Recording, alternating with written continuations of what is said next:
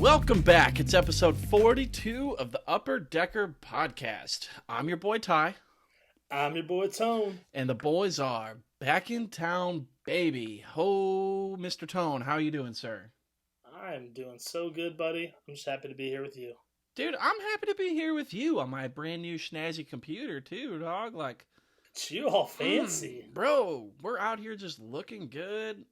I'm in HD now. Like, I can see all of my hairs on my face, all 6 of them. Yeah. Dude, it's great. It's a good time over here now. You look great, buddy. Dude, you know what? I don't look as good as you, but I appreciate it. So, for episode 42, I didn't have many options, because the number. Right.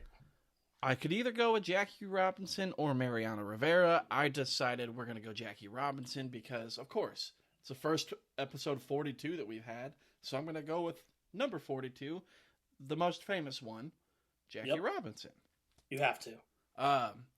So old Jackie, we know what he did on the field. We know all of the, the civil rights shit that he went through. Like, crazy story.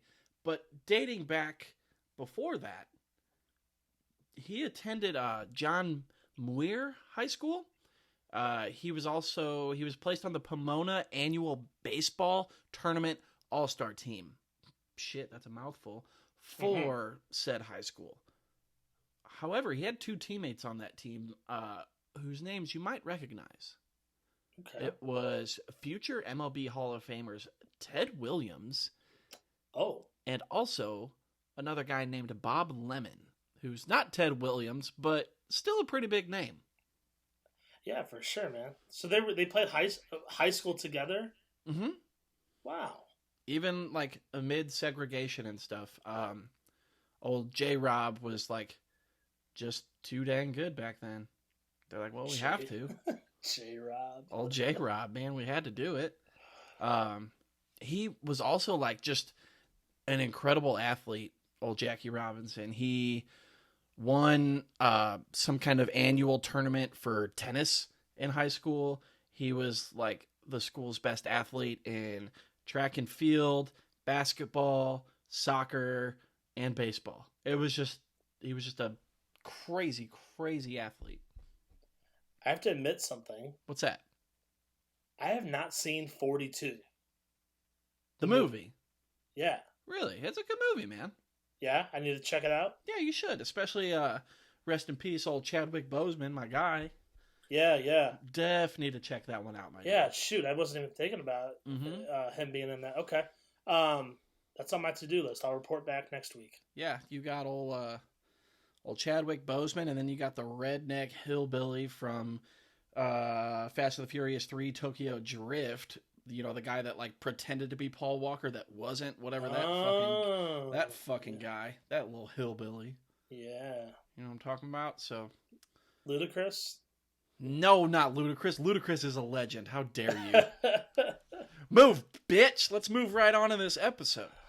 So, we have none other than birthdays, Tony Tone's dope name of the day.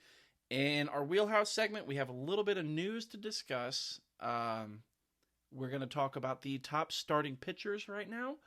And we're also going to do some free agent predictions on those free agent starters that are still available. That'll lead us right into the Would You Rather segment, Tone, where you're going to choose a shortstop today. Ooh. Yeah, dog. I'm going to let you ponder on it, too. Just real quick, both of them are active players. Oh, don't do that to me. Done did it. Oh, that's so much pressure. I know. So, we will get to that at the end of the episode. So, let that linger in the back of your head and throw the whole shits off. It will. Perfect. You want to go ahead and lead with some birthdays then? Actually, my friend, I'm going to give the honors to you this week. Shit. Yeah, you were helping me out this week. I was scrambling, and you threw some birthdays together for me. So, you know what, dog? Take it away, my dude. We've been here together for 2 hours now trying to get this thing all ironed out. So, yeah. We had to do what we had to do. All right, so our first birthday this week, the polar bear, Pete Alonso. It is actually, today is his birthday. We're recording this Monday, December 7th. So happy birthday, Mr. Pete Alonso. I thought I made a mistake when I was Googling him because the first Google image that pops up when you search for Pete Alonso is actually JD Davis. So, like, that's good news What? for Pete Alonso, right? That's so weird. I was he's a big enough player. I don't know. Yeah. Right. I was like, what the fuck? I was like, you really got JD Davis's face instead of Pete Alonso's? I was lost, man. I don't know. I don't even know if I would recognize JD Davis, like, on the street. So I didn't. So I saw that and I was like, who is this motherfucker? And then I thought about it and I was like, who? Because I know a lot of the Mets and what they look like. And I was like, I think JD Davis is like the only one that I don't know really what he looks like. Google search JD Davis. The exact same picture is on his Google search. So, hey, Google, just get after it. Fix the shit. You're Google. Fuck. So Mr. Pete Alonso, through, roughly a season and a half, he's already been named an All-Star. He was Rookie of the Year in 2019. He also finished 7th in MVP in 2019. That was kind of due to his record-setting amount of home runs for a rookie with 53 that year. Jesus. Just put the whole team on his back. Aaron Judge held that record since 2017, a whole whopping 2 seasons. And then old Pete just came in and was like, yeah, I'm going to go ahead and just scratch that. Put my name at top now. Those New York boys just getting after it right away, huh? Just dick slap and tallywhacks right off the bat, my guy. Speaking of dick slap and tallywhacks, Pete Alonso currently has 69 career home runs, dog. Nice. Nice, bro, right? Nice. He had a bit of a down year in 2020, but, fuck, didn't we all? His average, his on-base percentage, his slugging, and his OPS all fell, but he still managed to hit 16 home runs in 208 at-bats. So, I just have to ask you, Mr. Tone, what do you think about Pete Alonso? Do you think he is the real deal? Do you think he just had, like, a crazy rookie year, sophomore slump, he's going to bounce back as, a consistent, nice type of, so a guy you can build a team around, or is he like an all or nothing type? What do you think about Mr. Alonso? I don't think he's all or nothing. I don't think he's going to be like a, Baltimore's Chris Davis or anything like that. Mm-hmm. I do think his rookie year was absolutely unreal, and there's a very good possibility he never puts up those numbers again. Mm-hmm. That said, I still think he's going to have a really nice career. I think he's the real deal. I don't know if he's like, I'm not going to say he's a future Hall of Famer yet or anything like that, but I think he's going to really have a good, solid career. Sure. What about you? I agree. I think, like we kind of alluded to, that rookie year might have been somewhat of a fluke with all those fucking dingers. Like, I don't think that he's going to consistently put up 50, but I also wouldn't be shocked if I saw him put up 50 a time or two more. Yeah. Yeah. So we're going to move on to our next birthday, Mr. Yasiel Puig, the wild horse. He's also 30 today. Did you know we share a nickname? Of the wild horse, both of you? Yeah. Wow. Yeah, a lot of people call me that. Yeah. I'm not sure if you knew that. Why is that, Mr. Tone? Is there a story or? No, just, I'm just, just a wild horse. Just a wild stallion. Just nobody can tame you, huh? Right. Nobody's ever called me that. Well, take it to Twitter because it might start. Just change your Twitter name. I do it every week. That's true. There you go. You're the wild horse now. Speaking of the other wild horse, the more popular, more famous, probably more rich one, he recently signed with Luba Sports. Yeah. So I think that's pretty tight, seeing our girl, Rachel out there just get more clients. I think she deserves every client out there. So she works hard, man. She's really good at what she does. She works hard, and along with what Trevor Bauer's doing on the player side, she's changing the game of, how agents work for their players and how they, the transparency and how they utilize social media and that kind of stuff. And they're kind of like she's kind of one with the fans. Right. Whereas in the past, there's a lot of secrecy on the business side. And I think some transparency is really good. I think she is single-handedly changing the agency game, and we're going to see a lot of players flock to her. You know, as much as I love talking about Rachel, man, we gotta get off it. Yasiel Puig fits that type though too. Like he's the very Trevor Bauer-y, the outspoken, the catalyst. He goes out and he's intense. He plays hard every day. You can see him. He's in the middle of everything. He fits that card. So he's currently unemployed, which sucks for him. Sucks for me too, because I don't like to see him on those 2020 Braves. After he signed the 1-year deal, opted out due to, COVID restrictions. He couldn't get back in time after he quarantined or whatever. He was just like, we'll just call it a year and I'll come back next year. Right. So he's looking for a home now. He's currently playing winter ball in the Dominican League. So he'll be ready to help immediately. It's not like he's really missed any time, even taking 2020 off. I'm sure he was still training and working out and playing ball wherever he was, stationed at the time. In his 7 seasons, he's a career .277 hitter with an exactly 800 OPS. I think he has untapped potential still, though. I do too. I still don't think he's reached his ceiling. It's gotta happen soon, though, if we're gonna see it. Like we said, today he turns 30, so something's gotta give for Mr. Puig. I think I speak for both of us here, though. I love him. I love Yasiel Puig. I love the way he plays. Like I said earlier, he's full of intensity. He's always ready to fight, dude. He's always got his boys' backs, no matter what. That motherfucker got traded from Cincinnati and was like, I'm still going to fight for you guys, no doubt. Right. And again, I think he's going to be, a catalyst. Anywhere that he goes, he fits right into a lineup and he can lead these guys. He's not like, I don't think he's a stellar superstar yet. I think he very much so has a possibility, like we're talking about. Mm-hmm. But even at the current rate that he's going, he's a nice, transition batter to the next guy that will get that shit done. Yeah, for sure. I think also we haven't seen, I should say, very few times have we seen what he can do in a full season. Mm-hmm. He hasn't been the healthiest of players, so hopefully this full year off, he comes out strong, and I seriously think we can see a really big year from him. I hope so. Where would you like to see him end up? I do have to ask that. I mean, my bias is gonna say he would never play for the Cardinals. There's no way in hell no. So yeah, I'd like to see him on a fun, exciting team like the Blue Jays, but I think the Mets are gonna be a popular answer there. Mm-hmm. I would like to see him go back to Cleveland too. To be honest, they need some outfield help really bad in Cleveland. Yeah. He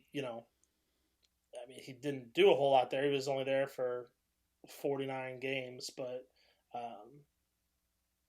I don't know. We'll see. What about you? I don't know, man. I think he goes to a contender right off the bat. I don't think he goes to a Cleveland who's in the middle of a rebuild, or even depending on what Cincinnati does, because they're talking about selling and shipping everybody off. So I would say maybe a Cincinnati type, but if they're on the verge of selling, I don't think so. I would say, I don't know. I mean, I'd love to see him down in Tampa Bay. I'd love to see everybody down in Tampa Bay, but I think he would fit in very well down there. They're all just a bunch of wily, fucking crazy players. They're always getting after it. Even if he signs a 1 year, I mean, at this point, you could probably get him for a 1 year, $6 million. It's not going to be a lot for Puig after a year off. Right. So they can afford him at least for this year. So I would like to see that, I think. There's also got to be, some chance of him still going to Atlanta. I mean, they agreed on terms once. Mm-hmm. And it seems like COVID was the only thing that, threw that off. So right. There could be some hope there. We'll see with the whole DH situation, which we'll get into later. But... Right. Next on our birthday list is none other than Johnny Bench, who is 73. I forget the actual date, but I think it's also today. So our first three guys are all sharing a birthday today. Johnny Bench is a Hall of Famer, 2-time MVP, Rookie of the Year, 14-time All-Star, 2-time World Series champ, 10-time Gold Glove. He was a World Series MVP, and he was a Major League Player of the Year. Holy shit, I'm out of breath. Dang. That boy's got some accolades behind him. Do you think he's the best catcher of all time? I know we talk a lot about like Yogi Berra, Yachty, Mike Piazza, who I think we can all agree is the best offensive catcher. Yeah, strictly offense, taking defense out of it. It's Piazza. Yeah, and then we've got Pudge, who is somewhat the opposite. I think one of the best, if not the best, defensive catcher, and just kind of held his own batting. But I think, in my opinion, Johnny Bench is the greatest all-around package of a catcher. Yeah, it's hard to argue with, man. I'd argue that Pudge more than held his own with batting. He was just an average-based hitter, though. He didn't put up like massive power numbers or anything like that. Right. That's kind of what I was like alluding to. Is he did hold his own in offense, but it was never like excelled the way that Johnny Bench did. Right. High average, low OPS for Pudge. Johnny Bench was just, man. I mean, he had a lot of power. You brought up, we were chatting before the show about Johnny Bench having those two monster seasons there in the 70s. I don't know that I can definitively say any catcher is the best catcher, but I mean, if I had to lean one direction, it's Johnny Bench. Yeah, I agree. So getting on to those two seasons you were talking about, I've actually got three somewhat here to talk about. So he led the league in RBIs 3 separate occasions in 1970, 1972, and 1974 with, get this, 148, 125, and 129 respectively. Gosh dang. Crazy. In 1970 and 1972, he also led the league in home runs. The entire league. He had 45 and 70 and 40 and 72. So wow. He had some big boy pop out there, that's for dang sure. He finished his career with 389 home runs and 1,376 ribs. So, again, getting back to Mike Piazza, who was first all-time in home runs for catchers. Mr. Johnny Bench is second. And then Johnny Bench is first all-time for catchers and RBIs. Whew. So it's kind of hard to argue that he's not the best, I think. Because you've got, things like that, but then you've also got the 10 Gold Gloves mixed in. The 10 Gold Gloves is huge, man. Because, I mean, you're right. He was a multifaceted player. He wasn't just good at one thing or another. Yeah. Unfortunately, catching took its toll on Johnny. It forced him to retire at age 35. I had no idea. So he, played a few years towards the end of his career where he kind of bounced around everywhere, playing the infield, playing some right field and stuff. But they were saying that his knees were shot and he was just kind of ready to be done, which I don't really blame you, man. Those accolades, why not, dude? Hang her up. Call it a day. Yeah, man. I mean, he was playing like almost all their games there for a long time. In, let's see, from 68, his rookie season, through like, I don't know, 75, 76, 77. He's playing like 140 plus games a season for the most part. Right. Yeah. That's crazy. It's crazy. And it puts a lot of perspective on, even what fucking Yachty's been doing his entire career, starting all those games behind the plate, not moving to first base, not having to DH, not having to do all this. So if Johnny Bench could the fact that Johnny Bench had to be like, yo, my knees kind of fucking hurt. I'm going to have to move around. And Yachty's like, don't worry. I got it forever. Behind the plate, I'm good. We're good. Don't worry about it. puts a whole new aspect on that guy. Yeah. Still fucking hate him. However, we're going to move on to somebody that I don't hate. The bringer of rain, Josh Donaldson, will be 35 tomorrow. That boy's got... that boy, dude. I tell you what, I missed him in Atlanta this year. Third base was arguably our weakest spot, especially after losing him the previous year. And like the breakout season that he had in 2019. Yeah. I guess we can't really say breakout season. I guess it was a bounce back season because he was an MVP in 2015.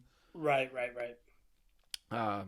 So speaking of that, he's another MVP on this list. He was a 3-time All-Star, which kind of caught me off guard. I felt like he would be an All-Star more, but I guess, I don't know. Played all of his time in the AL. What other third base person in the American League would take his spot? Beltre?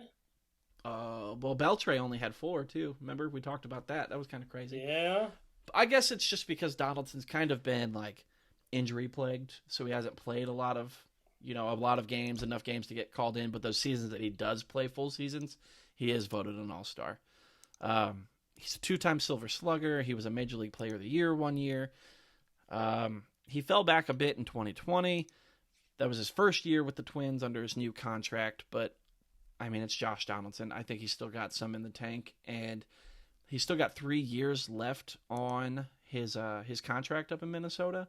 So we're still going to see some pop out of the boy. It's going to be just fine for him. He only played 28 games last year, too, so the injury bug bit him again. But, again, we've got 3 years. He's going to have to work it out, and I think that he will. It'll be just fine. So I got a couple little fun facts for you. We're gonna talk about MVPs who won the award the season after being traded. Okay. And then we're gonna talk about the whole trade that went down between Oakland and Toronto because boy oh boy, it's a doozy. Okay, deal. So we've seen 2 players traded after an MVP season, like you and I have personally seen it. So, A-Rod and Giancarlo Stanton. A-Rod was traded from the Rangers to the Yankees after the 2003 MVP season. And then Stanton was traded to the Yankees after he signed that huge contract and won MVP in 2017 for the Marlins. Josh Donaldson was the 10th player to be traded and then win MVP the following season. I felt like that was wild that that's happened. Like, do these players just, like, get traded and pop out and be like, well, I got a chip on my shoulder now, and they just go out and get after it? Quite possibly, or there was, something wrong with their scouting from the team they came from, or something, but sure. That's some talk about instant gratification for your new team, being like, yeah, I think we made the right move there. Right. Well, I mean, it was a very Oakland thing to do. Like, oh, he had a great season. We think that he's going to be a great player, but we can't afford to keep him, so we're going to get him while he's hot. And then literally traded him away at his peak. And I remember that trade going down, and it blew everybody's mind. Do you remember that? I don't remember it happening, but I've looked back at it since, and whew. Dog, I shit my pants. Yeah. Like, I lost it. They were like, I got a notification on my phone. So Josh Donaldson traded to the Blue Jays. I was like, holy fuck. And I lost it. And I think it was the following season or the year after even where the Rockies traded Tulo to the Blue Jays. And I was just like, what the fuck is going on? These Blue Jays are just doing some wild ass shit. It was crazy. So let's talk about that trade just a bit. Do we think that it worked out pretty well for Oakland? Can you name one player that Oakland got, sir? I mean, I'm looking at them, but I absolutely would not have been able to name a single one. Right. So the biggest name, quote unquote, biggest name in that deal, aside from Josh Donaldson, was Brett Lowry, who, I mean, he did have a fucking phenomenal year in 2014 with Toronto, but we're talking Brett Lowry for Josh Donaldson right now. Crazy. They also shipped off Kendall Graveman, Sean Nolan, and Franklin Barreto. All Yeah, exactly. All really big names, right? So Brett Lawrie, he disappointed in Oakland, as I alluded to. Kendall Graveman also disappointed in Oakland, and now he just disappoints for the Mariners. So, nothing great there. Sean Nolan, he signed a contract in Japan, so he's played over there and hasn't pitched in the big since 2015. So super productive. Super, super duper productive.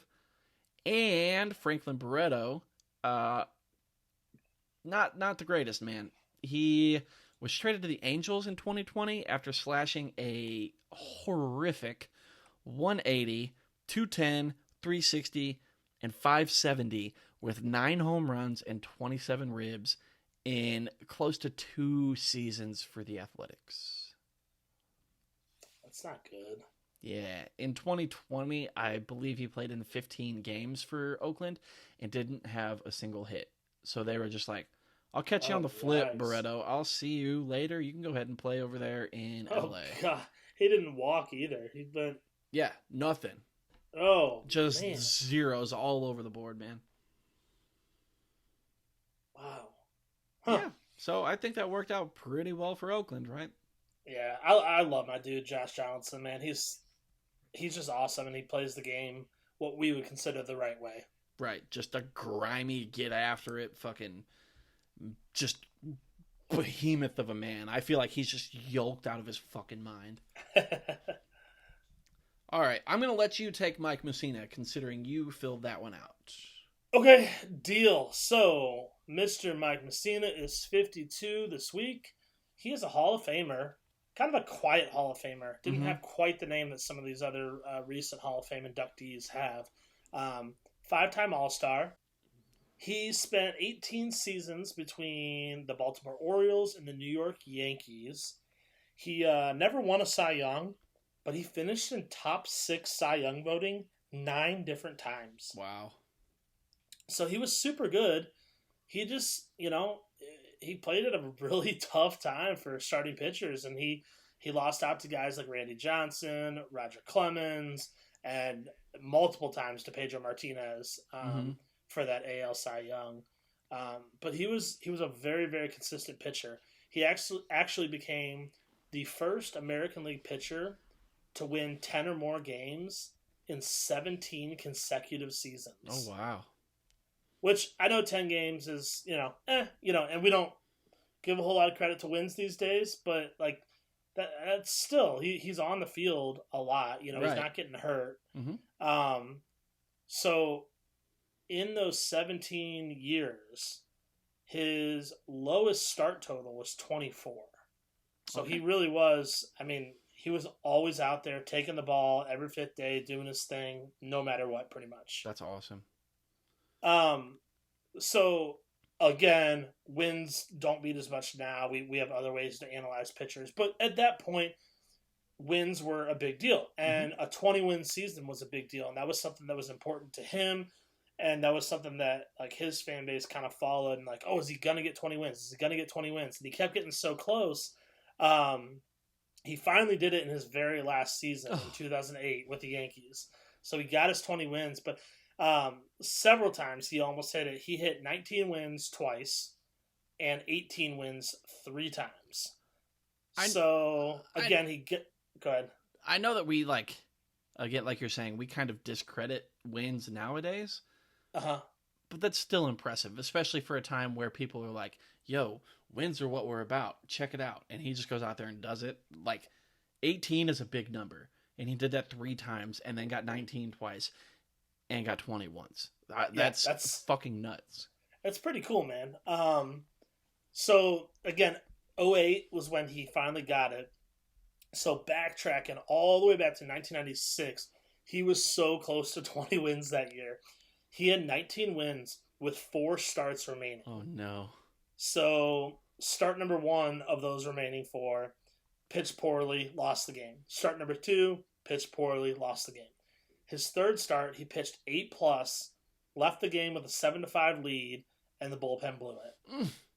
And then in his last start of the season, he left the game against Toronto with a 2-1 lead after 8, and closer Armando Benitez gave up a home run to Ed Sprague, who ironically was the son of Mike Messina's signing scout. So the scout that signed Mike Messina for the Orioles, right? His son caused Messina to not get 20 games. That's crazy. Or 20 wins, rather. Yeah, isn't that weird? That's wild. Yeah. Small world out there, huh? For sure, man. I feel like I just don't know much about Mike Messina, so this was kind of a neat little dive into his career. And I would like to learn more about him because he was a really good pitcher. Right. Like you said, he's like sneaky. He was a super quiet Hall of Fame, like had a great career, but was just overshadowed by those guys you mentioned earlier. And it's to no fault of him at all. He held his own the entire time. Yeah. Also has 7 Gold Gloves, by the way. So he was a good defender as well. Okay. Well, look at that boy go. I mean, he's definitely Hall of Fame worthy. Just one of the most quiet Hall of Famers of all time. Yeah, for sure. And our last birthday here to wrap it up is none other than Jessica Kleinschmidt. You know her. Oh, I know her. She's a girl. She is your Rachel Luba, correct? 100%. Yeah. So today is actually her birthday, and she turns... don't worry about it, actually. You never ask a woman their age, and you never talk about it, right? That's true. Good. Exactly. You're so wise in your... She's probably like, what, like 20 things, 20s somethings, right? 20-somethings. 20, she's in there. Yeah. Anywhere between like 18 and like another number, you know? That's the most like safe, PC, respectable answer possible. She's in there. She covers the Oakland A's for NBC Sports. She's the host of Balk Talk. She's the co-host of the Corked Up podcast with the aforementioned Ray Chalupa. You know, they're both doing a lot of great work. We talked about it earlier when we were talking about Puig. They're both doing great work in the baseball world. They're going out there, they're expanding. You know, they're showing that women can get into this, and nobody's ever doubted it, really. I think, but well, I know that I haven't. I know that you haven't, but you know, there's people that talk shit, and they're just showing them up left and right all the time, and it's fucking great for the game of baseball. Yeah, man, they're just winning at everything they do. They're just they can't lose. Right, they're just doing a great job of just changing the game and changing the way that people take in the game. From social media and all that, so yeah, good job to old Jay Klein. And you got a nickname for your girl? I'll text her later and see if it's okay if I use that. Sure, yeah. Cool. So if they want to just keep winning, they can both go ahead and slide into the DMs. We'll take them on a date, and it's gonna be great. Okay, yeah, double date with Ray Chalupa and Jay Klein. We're after it, dog. Mr. Tony Tone, take me away on your dope name of the day, magical carpet ride, bro. Take me away with your dope name. Oh, what? You got it. I believe in you. With your dope name of the day. Ooh, fuck yeah. Been working on that one. That was crisp. How about Queenie O'Rourke? Oh, Queenie O'Rourke? Oh, Queenie. All right. I love that name for some reason. I do too. Queenie. I don't know. James Stephen O'Rourke is his given name. He was a pitcher for the New York Highlanders in 1908. Not to be confused with the hockey team, the New York Islanders. This is the Highlanders. There can only be one. There can only be one. That's such a good joke. That was a really good one, and I got it this time. Hell yeah, dude. Oh, I love that. He only played the one major league season, but he played a ton of ball, like semi-pro and pro ball before and after. Fun little fact. So, we've talked, even just as recently as a couple episodes ago, the Griffey father and son duo made MLB history as the first father-son duo to play together in a game. Mm-hmm. And while that does hold true for MLB, the O'Rourke's, Queenie and his dad, they did it in 1903, a long time ago, for the Bridgeport Orators. Okay, yep, heard of them. Of the Connecticut State League. Queenie and his dad were known as the first father-son duo to play together in organized baseball. Well, yeah, because organized baseball was only 20 years old. Okay, yeah, but I think it stuck around. I think it stuck around for a while. For sure. I think Dad was a Hall of Famer too. Dad played for a long time. Oh, so wow. Okay. he was very involved in like progressing the game during that time and keeping it popular and running and turning into the game that we know now. So Dad was definitely more influential, but he didn't have the dope name like Queenie. Right. So in 1910, he announced that he had been secretly married for the last 13 months. Nobody knew, not his family, not his friends, like literally no one knew. And there was supposedly absolutely no reason why they did it. Like they weren't hiding a pregnancy. They weren't like, nobody knows. Just wasn't a big deal. They were just like, hey, we're going to get married today. Fucking, just you and me, babe. Just you and me. That's all that matters. Fucking till death do us part. I guess, yeah. And then they just came out about it 13 months later. It was like, oh, by the way, we've been married for over a year now. Happy anniversary. That's super wild, bro. Yeah. On July 20th, 1911, got a little scary. Uh-oh. Queenie was beaten by a high fastball in a game against the Kansas City Blues. He was knocked out, taken to the hospital.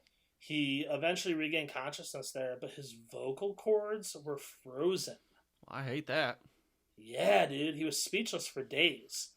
He eventually, though, recovered. He rejoined his team, the Columbus Senators, the following season. So he was, it took a toll. But you have to wonder, I mean, in 1911, obviously they didn't have the same medical technology that we do today. I mean, obviously the guy had a concussion, but like, I wonder what else was going on that they just couldn't diagnose at the time because they didn't know those things even existed. Right. Yeah. If your reasonings that he can't talk are his vocal cords are frozen, you got something going on there. There's something else, right, man, taking place because it's not like fucking Frozone or Elsa flew into the shit and was just like, you're fucking Elsa. Dunzo, dude. Yeah, dude, I gotta say, your Frozen references just never cease to amaze me. I told you, man, I'm all about it. All about Frozen. That's fucking #1 jam in my heart, my guy. Hell yeah, dude. Anything else for old Queenie O'Rourke, my dude? I don't think so, man. Maybe we should just let it go. Let it go. Can't hold it back anymore. Let it go. Let it go. Stupid. Hey guys, it's your boy Ty here from the Upper Decker Podcast. Just want to thank you all for coming out and watching this week. Be sure to click the like button, subscribe to us. We're going to be putting videos out every week now. While I got you here, go follow our socials, Twitter, Facebook, Instagram. It's all Upper Decker Pod. Just search us. We got a bunch of content out there. If you want to talk to us, send us a DM on Twitter. I'll get back to you immediately. So if there's something that comes up you guys want us to talk about or something that we fucked up and you want to tell us that we fucked up, go ahead and give us a shout. Just want to thank you guys for listening, and I'll let you get back to the show.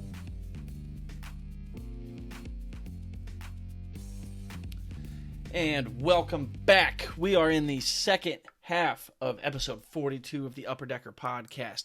We got some news here to talk about in Wheelhouse, my guy. Uh-oh. Oh, shit. And it's not news necessarily, that we're leading off with that I want to talk about, because this is fucking dog shit.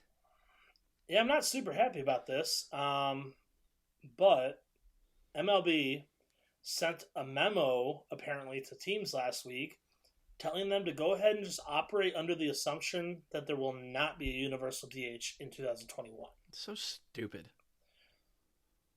It's not set in stone, obviously. Mm-hmm. I think they're probably trying to play it safe, if anything. Sure. They don't want teams to rely on it, and then it doesn't happen, and then, like, hey, but you said, blah, blah, blah. So, but I don't understand why we're waiting and waiting and waiting. Like, just do it. You know what I mean? We already did it for a year.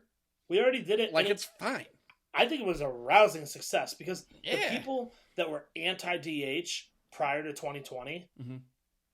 I would say that most of them were a little less anti-DH after the season. Like, I think the general consensus was, all right, it wasn't so bad. You know what I mean? And you got to just keep it going to keep that trend. I don't know. Right.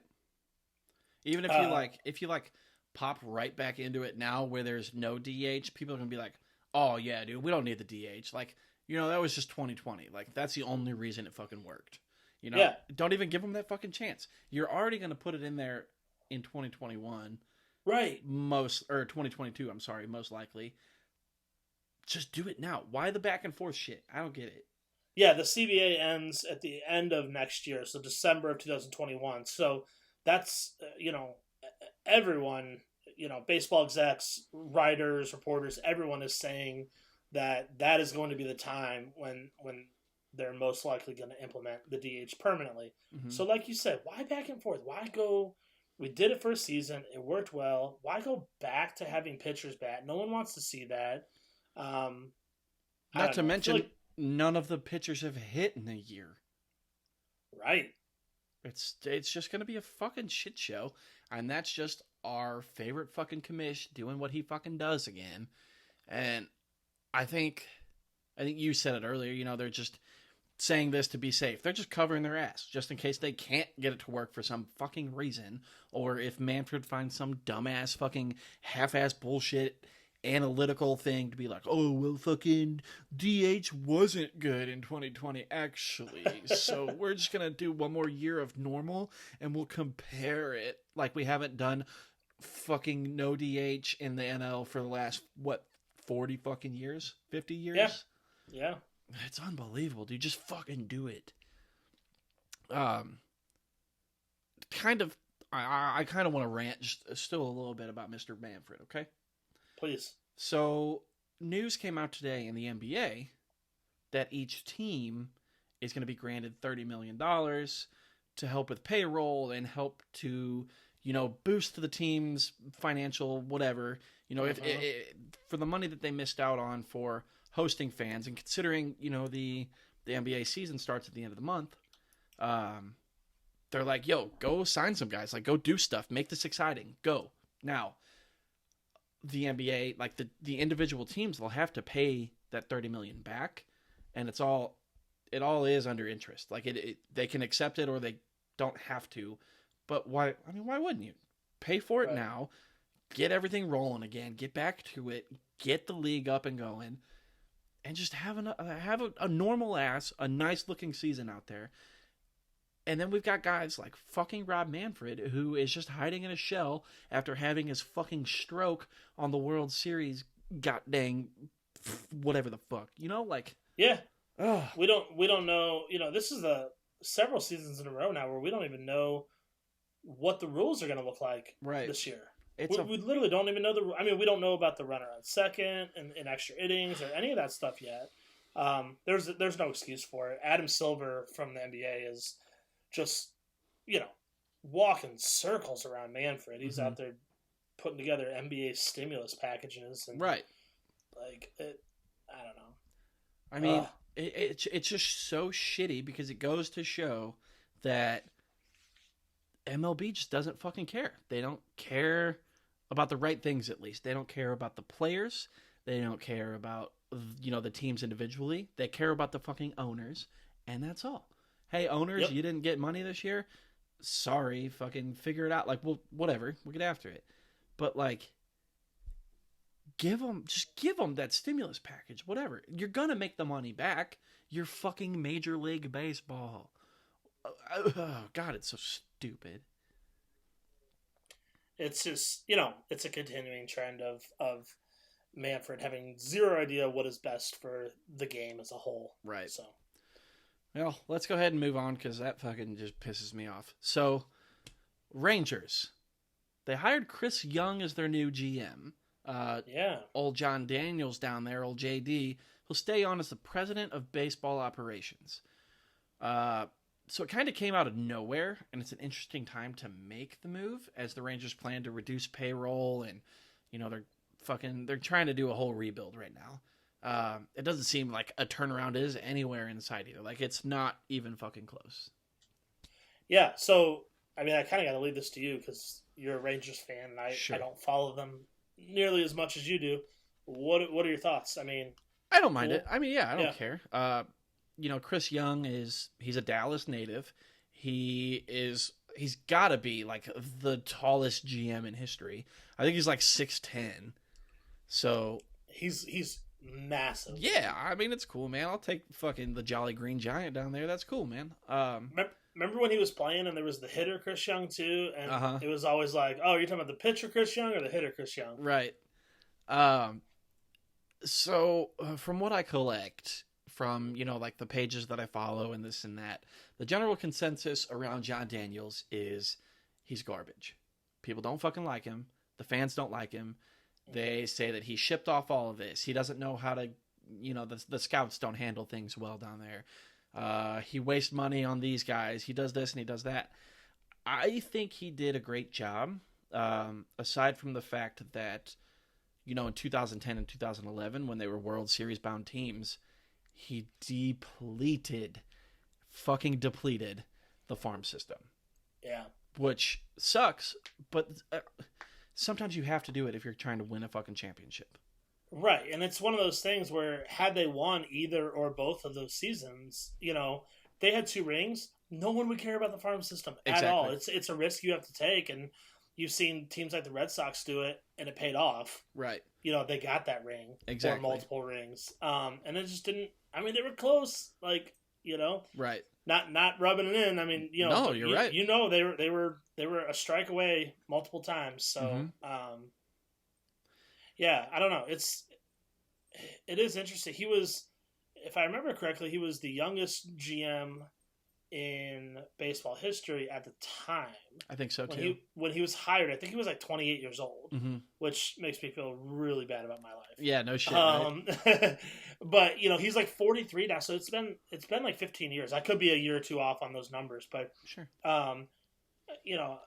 He's probably, I mean, he's learned a lot. He's been through a lot. He's been through, those highs, those big highs in 2010, 2011. And the very lowest of lows. The very lowest of lows. So, he's definitely got the experience, and maybe he just needs a fresh face and Chris Young to come in and just kind of switch things up a little. Yeah, if I had to guess, and I don't want it personally, but if I had to guess, I think this is like John Daniels' way out here soon. I think that he's going to end up leaving or going to another or something. I don't know. Or like literally getting out of just the face. Like nobody wants to see him. The fans don't want to see him. So he's like, I'm tired of fucking dealing with this shit. Get old Chris Young in here and we'll do it. I can't off the top of my head right now, I'm just thinking through and I can't call to name a person who was a former player as a GM. So this is going to be cool, I think. I'm pretty on board with it, and Chris Young, his entire career, gained mad respect from everybody. People loved him. He was just a nice fucking guy. So I think it's going to be fine. I think it's going to work out good. I'm satisfied with it. And if you're getting John Daniels' face out of it to please some of the fans, then that's fine too. Even if, as of right now, Chris Young is just a puppet and John Daniels pulling the strings. Sure. It still makes people happy because they're like, oh yeah, we don't have John Daniels as our GM no more. Fucking, right. That's how they all sound down there too. All of them, dude. And then they fucking ting, and then they fire off their 45s, their revolvers and shit, bro. Wow. It's truly the Wild West. I fucking love it down there. Yeah, I think you hit the nail on the head. I know it sucks, and I'm not trying to, kick you while you're down with the Rangers there, but it is what it is. They don't have anything to lose. Right. They really don't. Chris Young could make a couple terrible moves, and they're still just going to be a bad team for a little bit longer, maybe. So, might as well give him the opportunity to see if he can start turning stuff around. So. As much as I hate seeing the Rangers do bad, I want to see them do something. Because it's been years where they've just not done shit. So, come out this year. Just tell us right off the bat. Yo, we're selling. We're getting rid of everybody. We're building shit. Here's Rugi. They've got IKF, Isaiah Kinderfalefa, he's their starting shortstop this year, which awesome. And they're saying that Elvis Andrus is going to be more of a utility guy. So they're going to move him around between third, second, first. They're about to trade Andrus. I told you that. That's what they're going to do. They're going to get as much as they can for Andrus. It sucks to see him go. I'm talking about like it's fucking already happened. I feel like it's inevitable at this point. So they're going to ship off Andrus. They've got 1 year left on Lynn. Ship him off. Rugi, he hasn't been fucking anything for, 2 years. Yeah. Ship him off and just get what you can. I don't even care if it's like a third round fucking draft pick. Just get. Who else? Joey Gallo. Anybody will take Joey Gallo as like a platoon player or something. Why the hell not, man? Just all I ask is just hang on to IKF. That's my fucking boy. That's all I want. That's all I want, man. I think they probably will. I don't think he has. Even though you're high on him, I'm high on him, but I don't think he has a ton of trade value at this point. So I could see them trying to move Gallo and Lynn because those guys will, you can get some value back for them instantly. Yeah. Okay. Well, moving right along here. Trade alert. We got a trade. It's been a slow off season thus far, but we do have our first. Not our first trade, but our first notable trade, maybe? Sure. I don't know. Yeah. Maybe I'm forgetting one, but fuck 'em. The Los Angeles Angels of Anaheim have traded for closer Raisel Iglesias from the Cincinnati Reds. Mm-hmm. He will be 31 at the start of the season. He has a career 3.15 ERA and a 1.122 WHIP. He posted in the short season last year a career high of 12.1 strikeouts per 9. That's a pretty fancy number right there, huh? Yeah, I can dig it.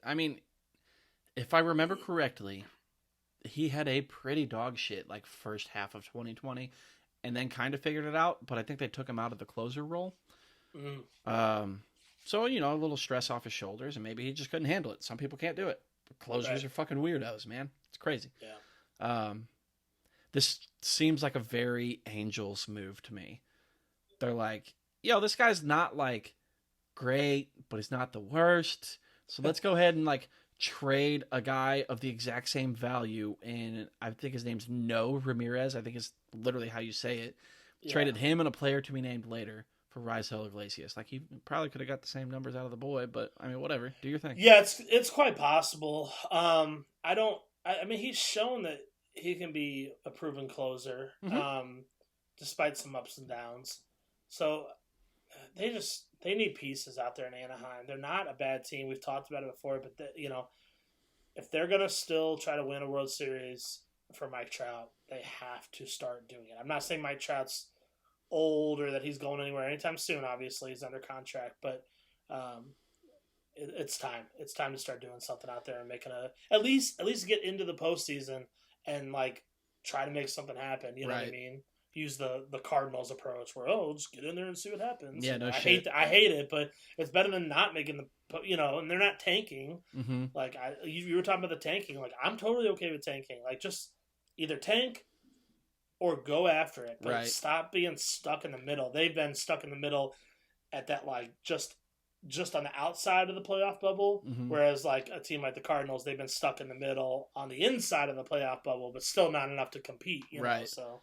The Angels, dude, they did have a poor shot at it. I think it was like 2 years in a row they won 90-plus games and didn't make playoffs. Like, it's just like I said, it's just a very Angels thing to do. Like, since I've been following baseball, they're just like, let's do it. Oh, fuck, we fucked up just this much. Or let's do it. And then they go in and some other team like has this breakout season and then sits the fucking Angels down. I don't know, it's crazy. And we've talked about their willingness to spend money, but they spend it in like the weird, wrong places. Right. So if they could just do it right, like once or twice, get 2 fucking good free agents, trade for 2 good, like top tier players that are going to stay good for a while, get yourself in, like you said, and just see what happens. The whole AL East is falling apart, or AL West, I'm sorry, is falling apart. So now is your time. You are the best team on paper. So make it happen, because you've got the Athletics who are losing everybody. Mariners are dog shit. Rangers are dog shit. Astros are falling apart. They're becoming, they're not that team that we're used to seeing for the last 3-4 years. That division's just ripe for the taking. Do something. Sign a starting pitcher or fucking 4 of them, because you have 0. Like, and there's names out there.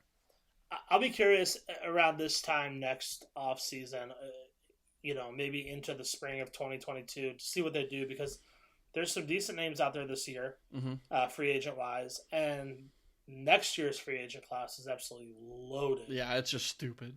It's really good. So if they don't make something happen out of these 2 seasons, then there's just no hope. So. Sure. Speaking of no hope, I'm just kidding. I don't want to say that. So we had a bunch of players non-tendered last week, which, in other terms means they just became free agents. The teams didn't offer them contracts, so our free agent pool expanded, and there's some pretty fucking notable names on there. We got guys like Kyle Schwarber, David Dahl, Archie Bradley, Eddie Rosario, Adam Duvall, Michael Franco, Nomar Mazara, and Carlos Rodon. So, pretty big names, very good additions to teams, at least in like a bench role. Or if the DH keeps going, you've got fucking Kyle Schwarber right there, just ripe for the picking. Like, there's a lot of I look at this list and I see a ton of upside. Right. Especially guys like Dahl. Dahl's when big asterisk there, but right. When he's healthy, he's shown he's one of the best hitters in baseball. Mm-hmm. He just hasn't been able to stay on the field. So if he can somehow break that injury drought, or injury plague rather, he could be super productive. And because of his injury history, he's not going to cost that much to sign. So if I'm a team, I'm looking at David Dahl as someone I might take a chance on.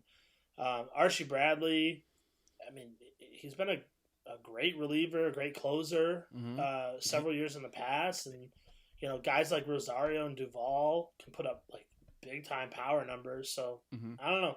Archie Bradley also wasn't like a terrible starter not too long ago. That's true. He might be able to get stretched out for that. I don't know. Yeah. I mean, you could do long reliever, like a closing role, or even start. Like, we're seeing the whole starting role change again. So, maybe get an Archie Bradley who has started games and has closed games. Send him out there for 3 innings to open a game. Yeah. See what happens. Yeah. Yeah, an opener, but someone that goes more than one time through the lineup or something. You know? Or like literally just have him go until he gets in trouble. Like, that's his role. Just go. You get in trouble, fucking, we're pulling you. Sorry, guy. Yeah.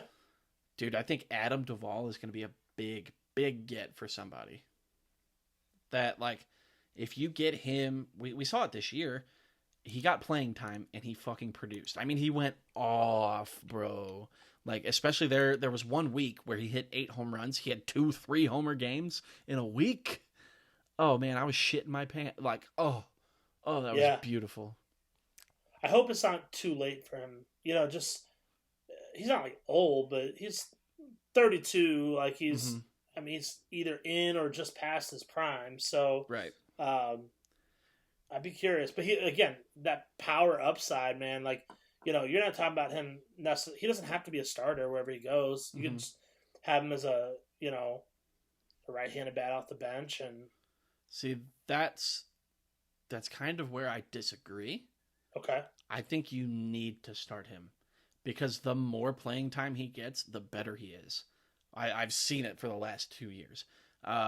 It wasn't last season, so not 2020, but in 2019, there was just a logjam in the outfield for the Braves, so he was in the minors playing for Gwinnett, I believe, and broke the minor league baseball home run record in like fucking June. He had like 37 home runs through June. Dang.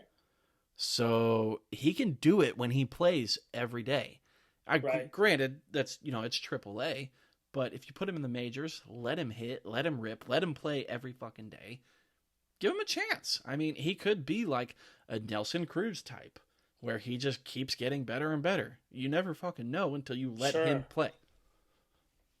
I like that. Yeah, you're right though.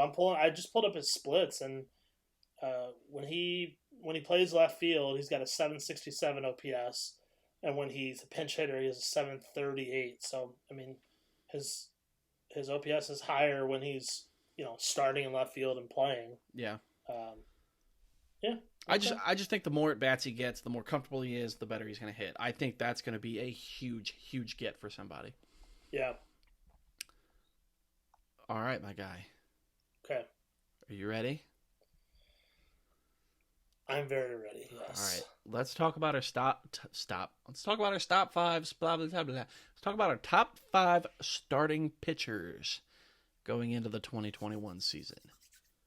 Okay. All right. Oh boy, who's going first? What are we doing? Shit. I'm nervous, man. I am too. There's some talented dudes here. Let's start. Let's just start with our number 5 because they're both different. Okay. And they don't appear anywhere else on our list or whatever. So let's just talk about our number 5 starting pitchers in the game right now. Go ahead and give me yours. I love yours. Oh man, I love mine too. This is my fucking dude. This is my dude, Zach Gallen for the Arizona Diamondbacks. I drafted this dude in like the 22nd round of fantasy baseball draft last year, and he went the absolute piss off, my guy. He's incredible. He's so fucking good. I still, we were talking about it before the show, and I stand by this. I think he is one of the most, if not the most underrated player in all of baseball today. I think so too. I think that he is just, I don't know if he like finally figured something out or if he was just wrongly scouted. You know what I mean? Like, yeah, I do know what you mean. I don't know the answer, but I definitely know what you mean. What's interesting about Gallen is that, he made his debut in 2019, so it's not like we have a ton to go off of yet. But at no point has he shown us anything other than dominance. Right. I mean, he came into the game 23 years old, a little bit of a late start compared to, other guys nowadays. But for a starting pitcher, 23 is not terrible. But no, yeah. Dude, I mean, last year, man, he oh god, I can't even talk. I'm just getting bricked up over here, dude. 72 innings pitched last year, which short season, whatever. He started 12 games. That's great. He had a 2.75 ERA. His whip was 1.1 all the way through. 10.3 strikeout per 9, which, it's not like overpowering, but he just fucking gets it done every time that he's out there. It's fucking great. Watching him pitch is awesome. That's it, man. I fell in love with the dude like before the season, and as the season progressed, I fell in love with him even more and more and more. And he had a start against the Dodgers towards the end of the season, and this is where I was like, this guy's the fucking move, because he gave up a leadoff hit to Mookie Betts. Retired, I want to say 20 straight after that. Ooh. Yeah. And then Mookie Betts got another hit, and they pulled him in the 8th. Like, the Dodgers, the reigning World Series champions at the end of the season, Zach Gallen went out there and was like, I got it, bro. No bigs. Old spectacles out there just getting after it. I'll tell you what. I know that you and I are both high on Marcell Ozuna, especially after his 2020 campaign. Yes. However, if I'm the St. Louis Cardinals and I'm looking back at that trade that sent Zach Gallen to Miami, I think, where everything stands now, I think I would rather have Sandy Alcantara and Zach Gallen on my team, who would still be on the team. I would take that over 2 years of Marcell Ozuna, for sure. Absolutely. I just, those are two really good pitchers. I mean, Alcantara is not quite as good as Gallen, but that's a lot of time. And, we didn't know it at the time, but we and we're also watching Ozuna come off of that like 2017, that huge year he had in Right. Miami. So I get it. Like I get it, but definitely I think worked in favor. Well, I wouldn't say it worked in favor of the Marlins, but it worked against the Cardinals. Right. Yeah, because I mean, it's not like the Marlins got much out of it either. 'Cause Right. They turned around and shipped Gallen off for Jazz Chisholm. So Right. Yeah. I mean, it is what it is. But that boy, he. I think this time next year we're looking at it, and he is higher on that list. Yeah, for sure. I hope so, man. I would be shocked if Zach Allen is not on our list next year. So, all that said, I did leave him off my list. It was a really tough call, though. Mm-hmm. I ended up going with Lucas Giolito as my number 5 top starting pitcher right now. Mm-hmm. I like the upside. Well, I don't want to say I like the upside more than Gallen, but I just really like Giolito's upside. He's got that. His ERA is going to be a little bit higher. He's more of like a big strikeout guy. I think Giolito's stuff is really good. Mm-hmm. We saw it this season. Right. But it was a really tough call. It was a really, really tough call. Gallen's just getting into the league, just showing what he can do. Giolito's been in the league a little bit longer. However, man, when he first came over from Washington and started with Chicago, like he just struggled and he couldn't quite like put it together. Yeah. And I think this season he started putting it together last year, 2019. Mm-hmm.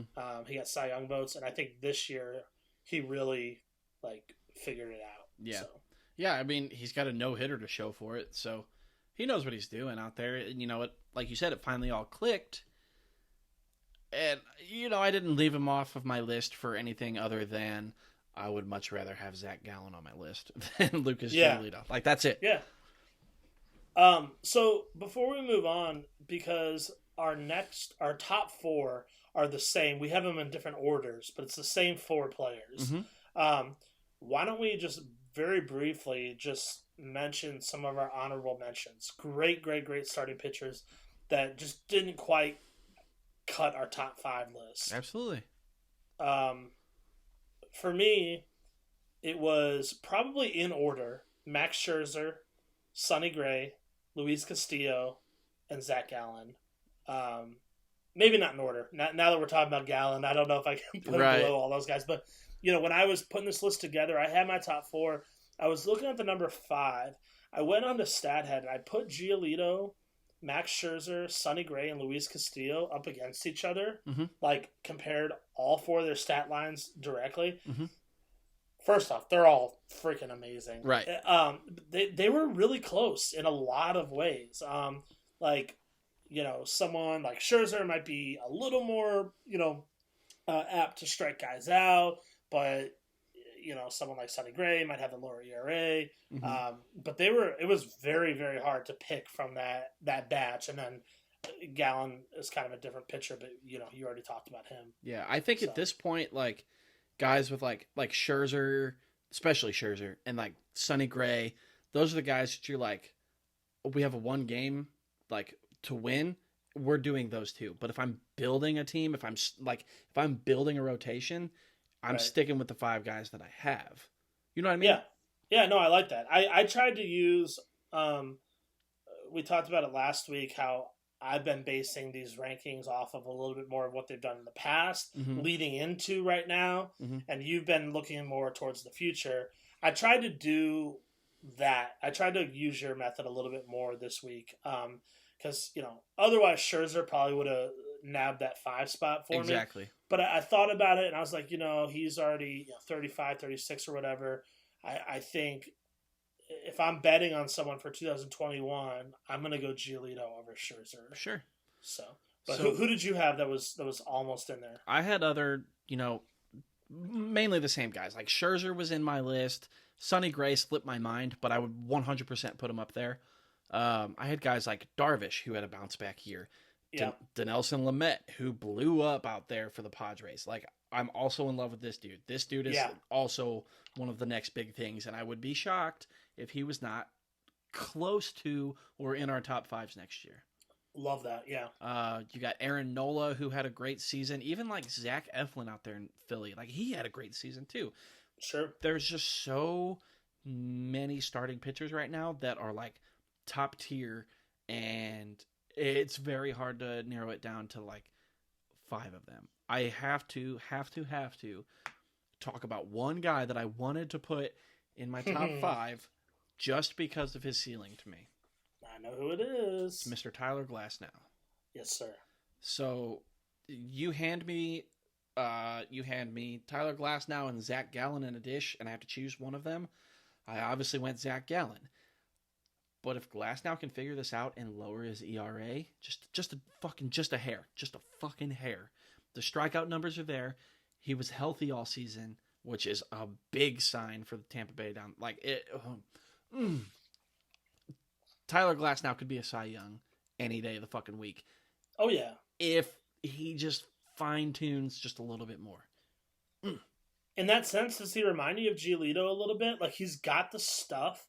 He's got the strikeout capability. He's got the stuff. Mm-hmm. They just need to be a little bit more consistent day in and day out on what they do and get those ERAs down. Yeah, that's exactly what it is. Like, don't get me wrong. Like, you know, we're talking about all these starting pitchers who were just fucking lights out, but it's also a very like hitter heavy time. Like the home runs are way up. You know, runs are way up. RBIs, all this. Stolen bases are down. Everybody's looking for power.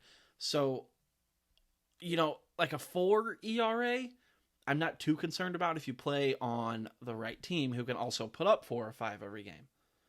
But if you've got guys like Zach Gallen playing for the Diamondbacks who will not score 2 or 3 runs every game, and he's holding them to 3 or less, that's more valuable to me than a guy like Glasnow who can hold, I think he's staying around like 4.4 on his ERA, I believe. Right. Which I can trust the Rays to score 5-6 runs, maybe. You know, like that's not beyond their capabilities. But the Diamondbacks, there's just no fucking way.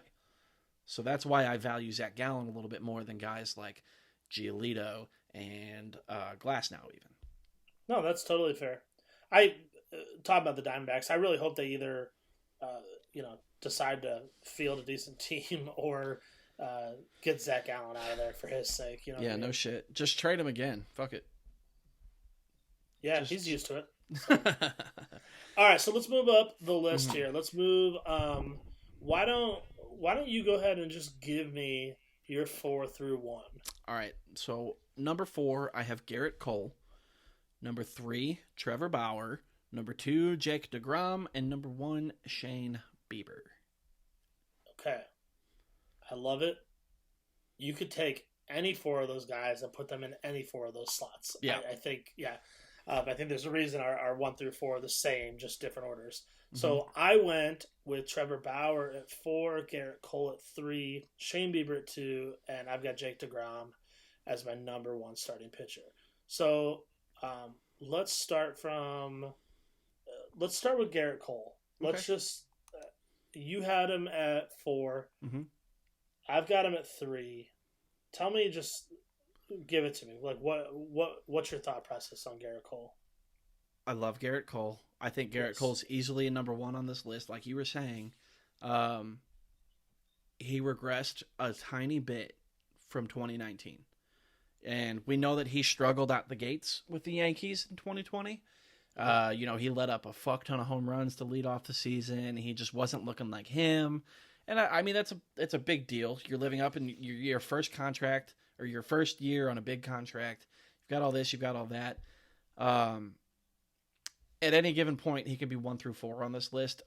I think the way that I looked at it is you've got guys like Jake DeGrom, Bieber, and Bauer who were just better this year. They were just better than him this year. That's it. Right. So, I mean, 2 of those 3 are the current Cy Young champions, and the other one just won 2 in a row. So it is what it is, man. I mean, you've got 3, I think, in my case, or not, in my opinion, you got 3 better pitchers. They've won the award. Garrett Cole hasn't. So he's in my fourth spot strictly because of a tiny, tiny step back and how good the other three performed this year. Okay. Yeah, that's fair. I'm still really, really. That's fair. I am still personally very high on Garrett Cole. Sure. Not that you're not. Obviously you've got him in this list, and we both know he's an incredible pitcher.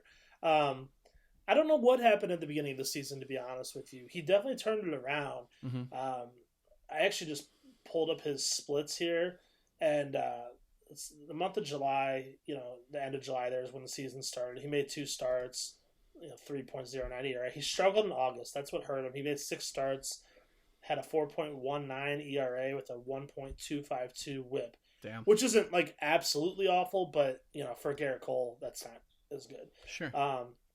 Dude went off in September.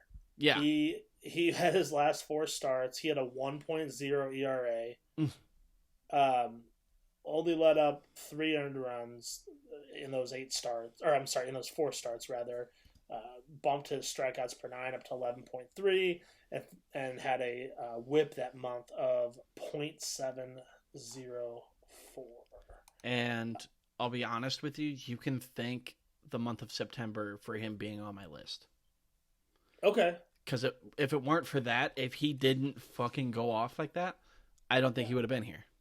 I do want to be careful though, because we're kind of making it sound like he was awful. No. No. I mean, you got to look at the whole season, and he finished with a 2.84 ERA. Right. I mean, and that is up. You're right, from 2019 when he led the league with a 2.5, and his 326 strikeouts. Yeah. Oh my god. Yeah, unbelievable. He still had a whip under 1 last season. Yeah. Still had 11.6 strikeouts per 9 for the whole year. Again, not 2019 numbers, but he's right there, man. He's really good. Mm-hmm. He just turned 30, so he's got plenty of good prime years left in him. So all right, I agree. I was just looking something up though. Are you ready for this? Yes, please. So out of our top 4, between Shane Bieber, Jake DeGrom, Trevor Bauer, Garrett Cole, who has the highest WAR in 2020? Do you think? Don't look at it. No, I'm not looking. I mean, I can see. Okay, don't look. Stop looking. Look at me. Highest WAR out of those 4. I don't know. My gut would say Bauer, but it's actually Mr. Bieber. So Shane Bieber had a 3.3. Okay. Okay.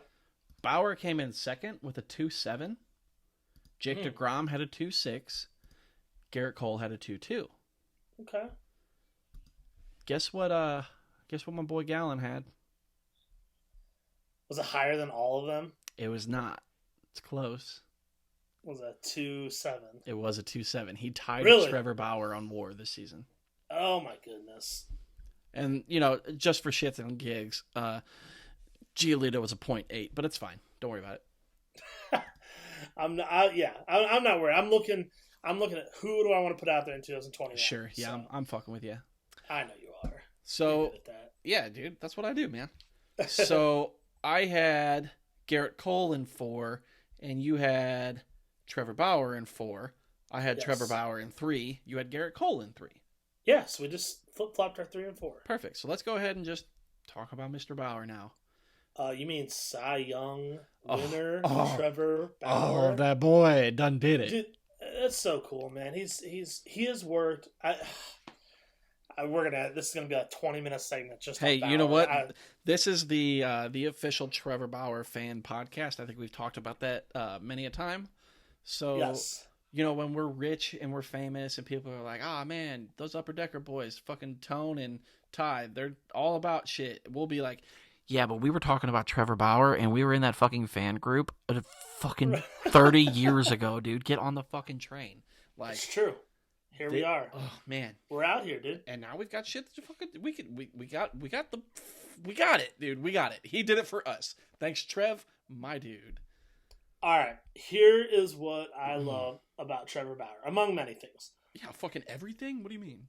Yeah, when you look at baseball, you have guys that are good at specific things. So you have guys that are just like on field talents. You have guys that are workhorses, right? Mm-hmm. Guys that just go in there, just grinders, man. Just they give me the ball. I want to go out there.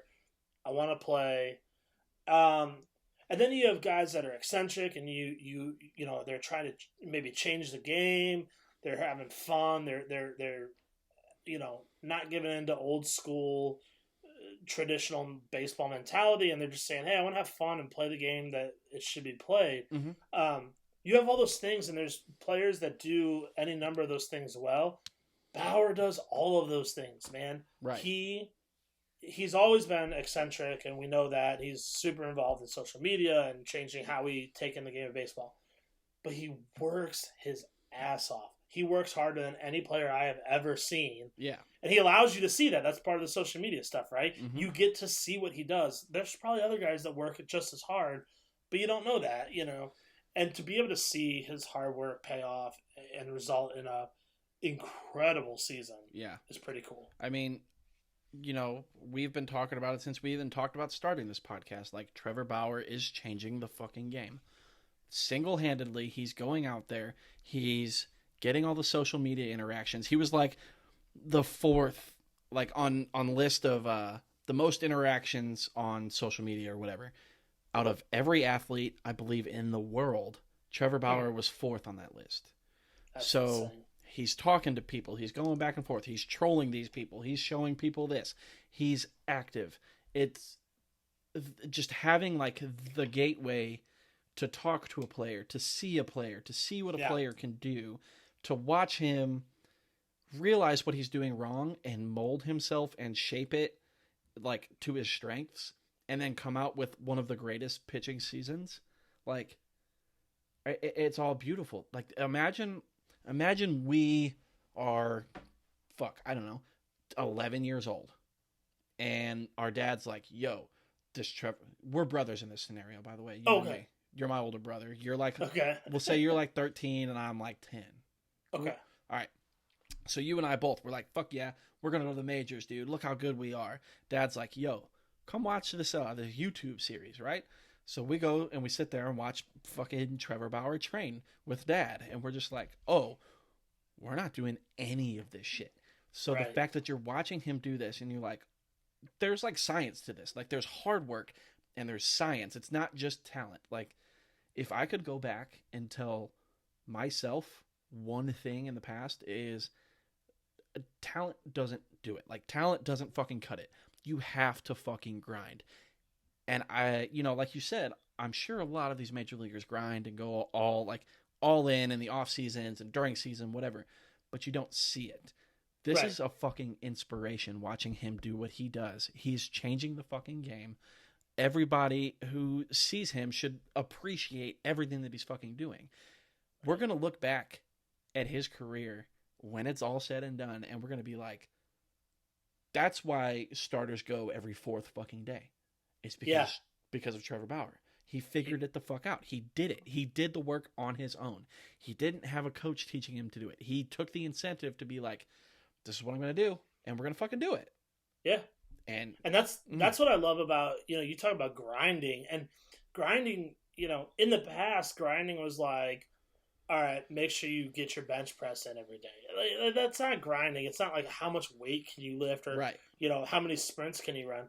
Like, he's using medical, studies and science to back what he does. And this dude's getting his blood drawn like every other day. This dude, so he's monitoring like different levels of different chemicals in his blood and figuring out how he performs in different situations. Like, all right, what are my levels on the first or second or third or fourth day after the start? And he's just changing the game. I hope more pitchers catch on. You said it though. Trevor Bauer is not the most talented pitcher. No, he knows that. We know that. He's just not. He just works his ass off, and it's really fun to watch. Yeah, and it just goes to show that, like, he's always like, I remember when Bauer came up with the Diamondbacks. I remember watching him start. He's always had like good movement on his fucking pitches. He's always had decent control, at least. Not like the greatest, but fucking pretty decent.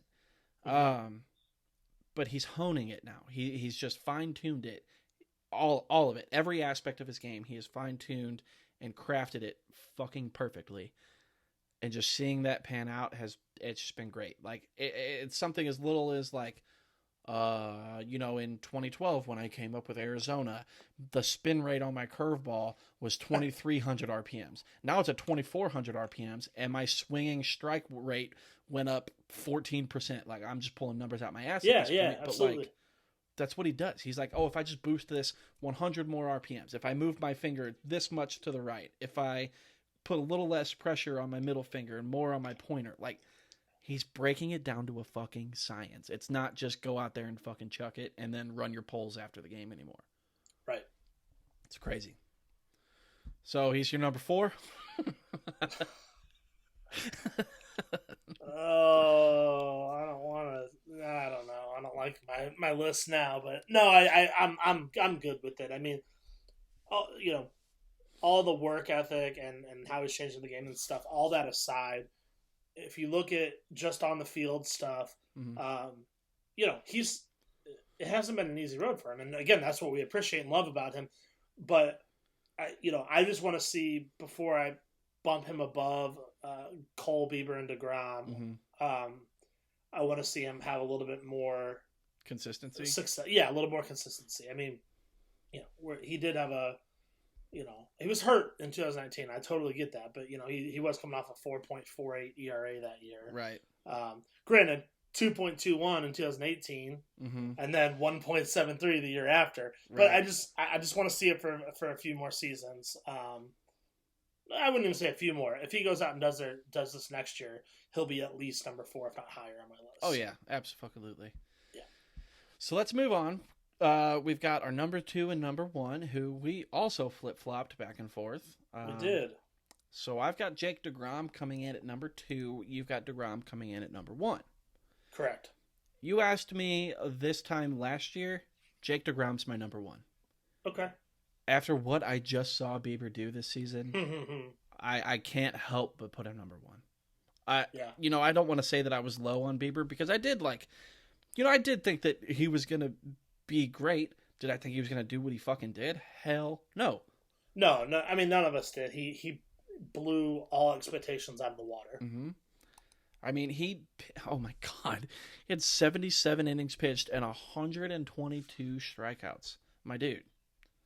I know that only works out to like a 14.2 strikeout per 9, which, I mean, that's not only, right? Yeah. Only a 4.2. Not only. We talked about relievers last week. We were up in like the 15.5s and like 16 almost and shit. But like for a starter, 14.2. I mean, it's crazy. He led almost every fucking category this year in pitching, like all of the ones that matter, at least to me. Correct. So he had 8 wins. Fuck it, whatever. Had a 1.63 ERA, led the league. 122 strikeouts, led the fucking league. His strikeout per 9 was the highest in the league. His FIP was the highest in the league. His ERA plus, highest in the league. He won the Triple Crown, correct? He did. Yeah, he won the Triple Crown. Yeah. So, because that's the wins, the ERAs, and the strikeouts. Yep. So, that was the first time that's been done since. What year was it when Verlander and Kershaw both won? Was that 11? Something like that. I think so. Somewhere around there. I love both these pitchers so much. This was a tough call. They both got that strikeout working. Mm-hmm. They each led their respective league in strikeouts this year, and each led in strikeouts per 9 as well. Obviously Shane Bieber, he did win the Triple Crown. He had that absurd 1.63 ERA. And I don't want to discredit any of that. When I look at, for him, I'm looking at, it's an amazing 2020, but it was 12 starts.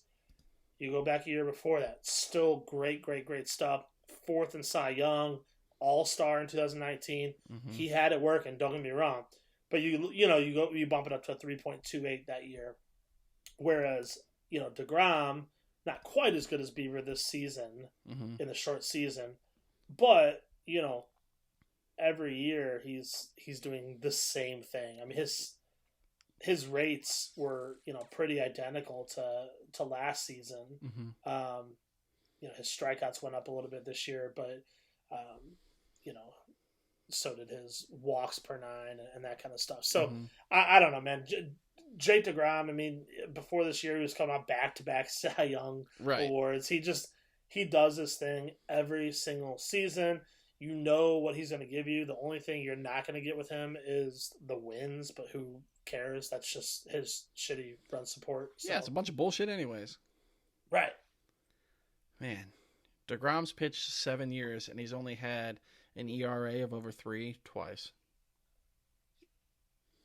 He had a 3.0. One of them was I'm looking at that 3.04 like okay right. Yeah, don't get me wrong. I'm not taking anything away from DeGrom. Oh no, I know you're not. By putting Bieber first, it's just after the year that we just saw from Bieber. You can't. In my opinion, you can't. No, I mean, this whole list is just so a fucking damn toss up, bro. I know we talked about it, but just super super good. Just so much fun. I don't know. Just fun players to watch, man. They're so exciting. They're not just good; they're exciting. Yeah. And a lot of these guys are young. Scherzer is the oldest guy. He didn't make our list, but he was the oldest guy that we've talked about. Mm-hmm. In contention. So. Oh boy. Well, I'm curious to see what this year is going to bring. After coming off of a short season with a weird delay, I want to see how these pitchers get ready for a full season, hopefully, and see how that goes.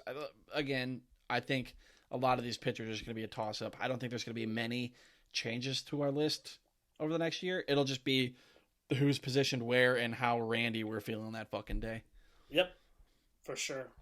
So let's go ahead and talk about some notable starting pitching free agents.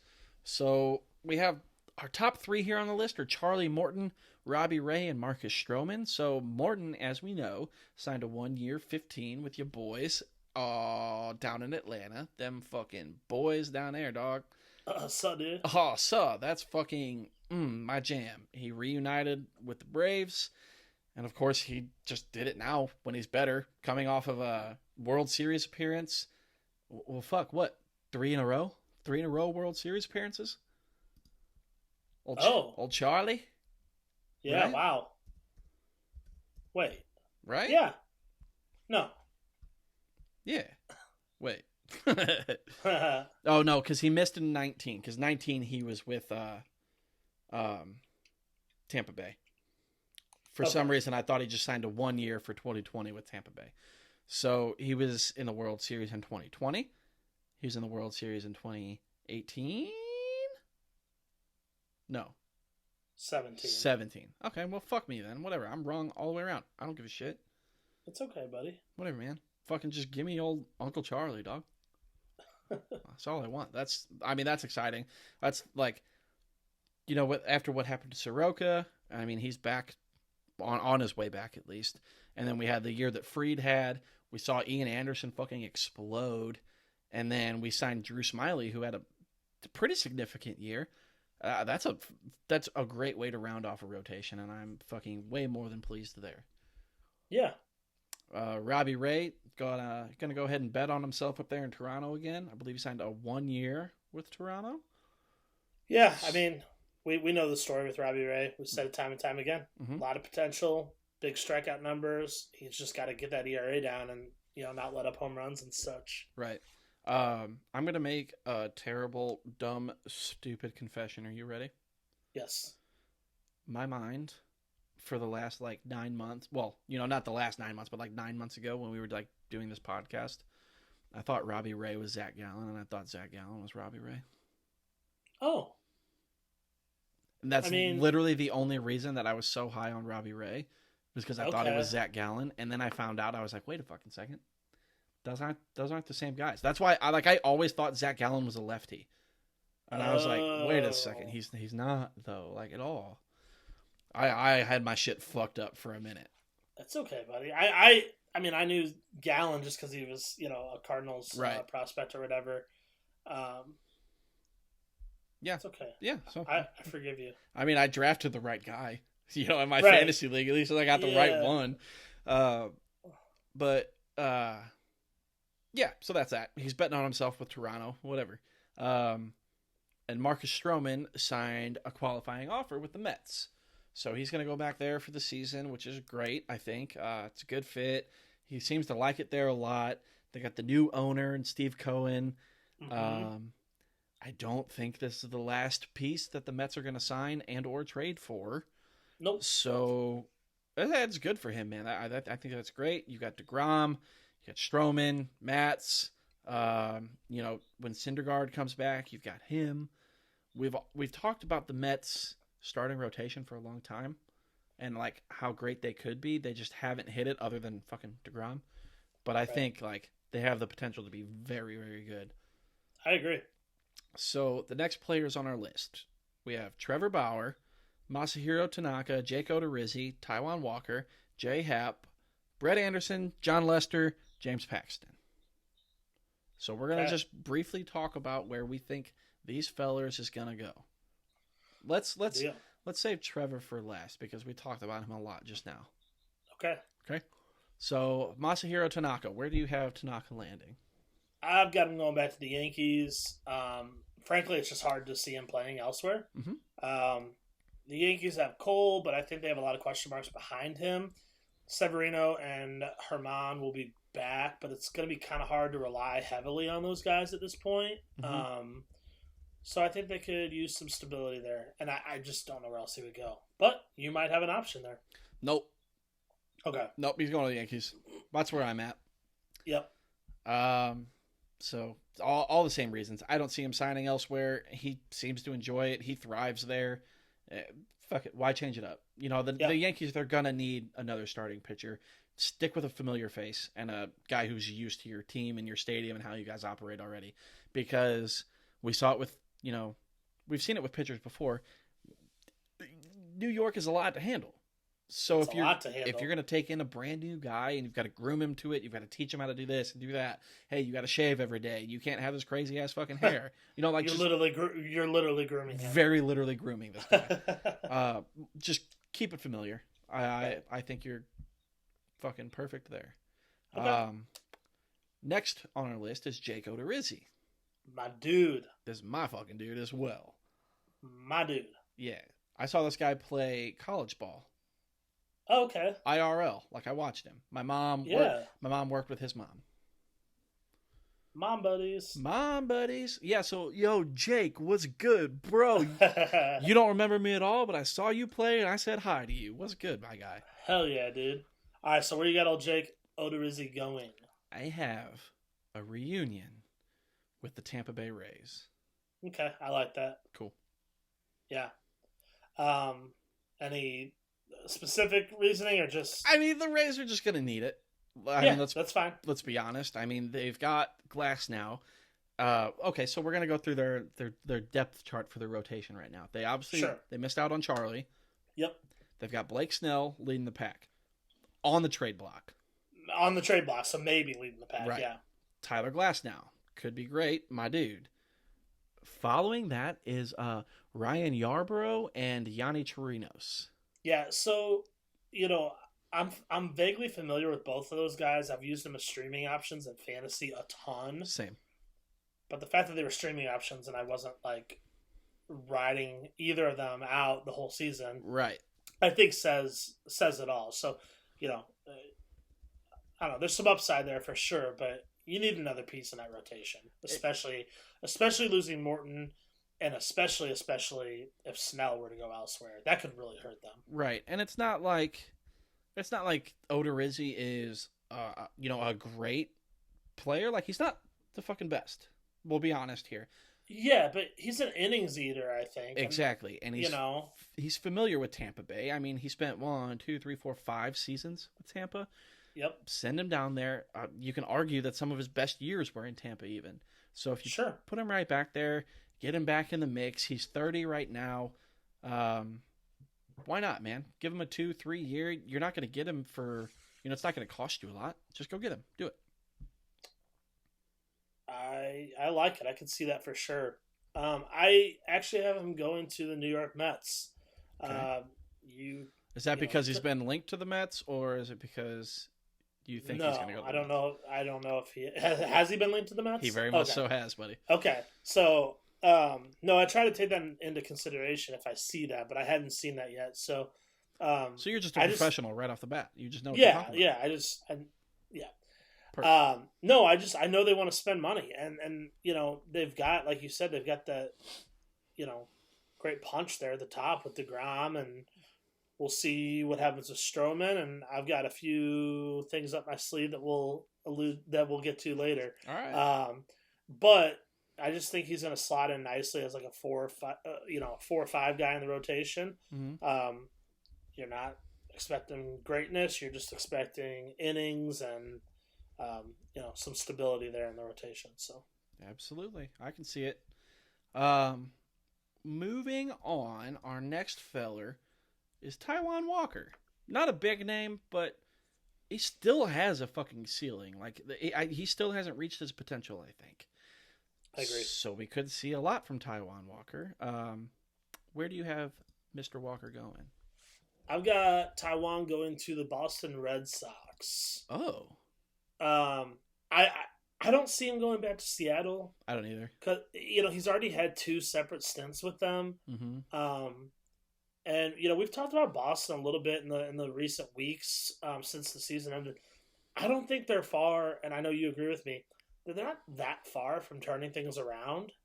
I think locking down a solid rotation behind a healthy Chris Sale, a healthy Eduardo Rodriguez would be a big step in the right direction for them. Sure.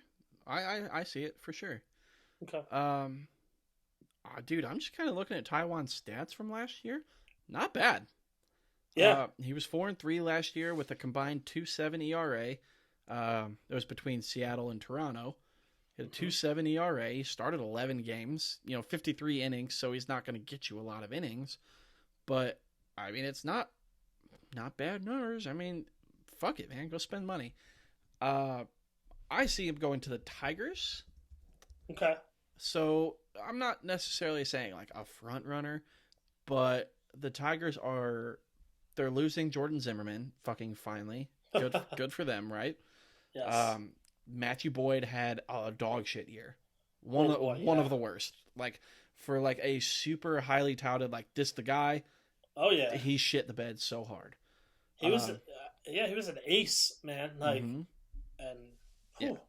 So they've got Spencer Turnbull leading the pack, which is fine. Matthew Boyd still slotted for 2. Casey Mize, who's just going to get better. He, didn't have the best year, but he was a fucking rookie. Whatever. Same thing with Tarek Skubal behind him. And then Michael Fulmer, I like Michael Fulmer. I do too. He, was in runnings for like rookie of the year and shit, I think. So, I mean, it's not bad. You're like 4 starts away from like Matthew Boyd just self-destructing and you need another starter. Yeah.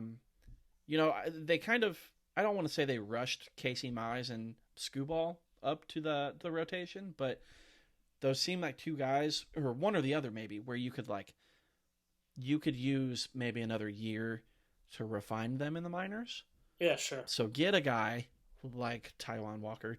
Just again, I think for the next like year or 2 for the Tigers, they're going to get a lot of like placeholder guys, and Taijuan Walker seems like one of those. Like, he had a good 2020, like I'm saying. So if he can repeat in 2021, he could probably get a good multi-year contract after this. Go bet on yourself. Do it.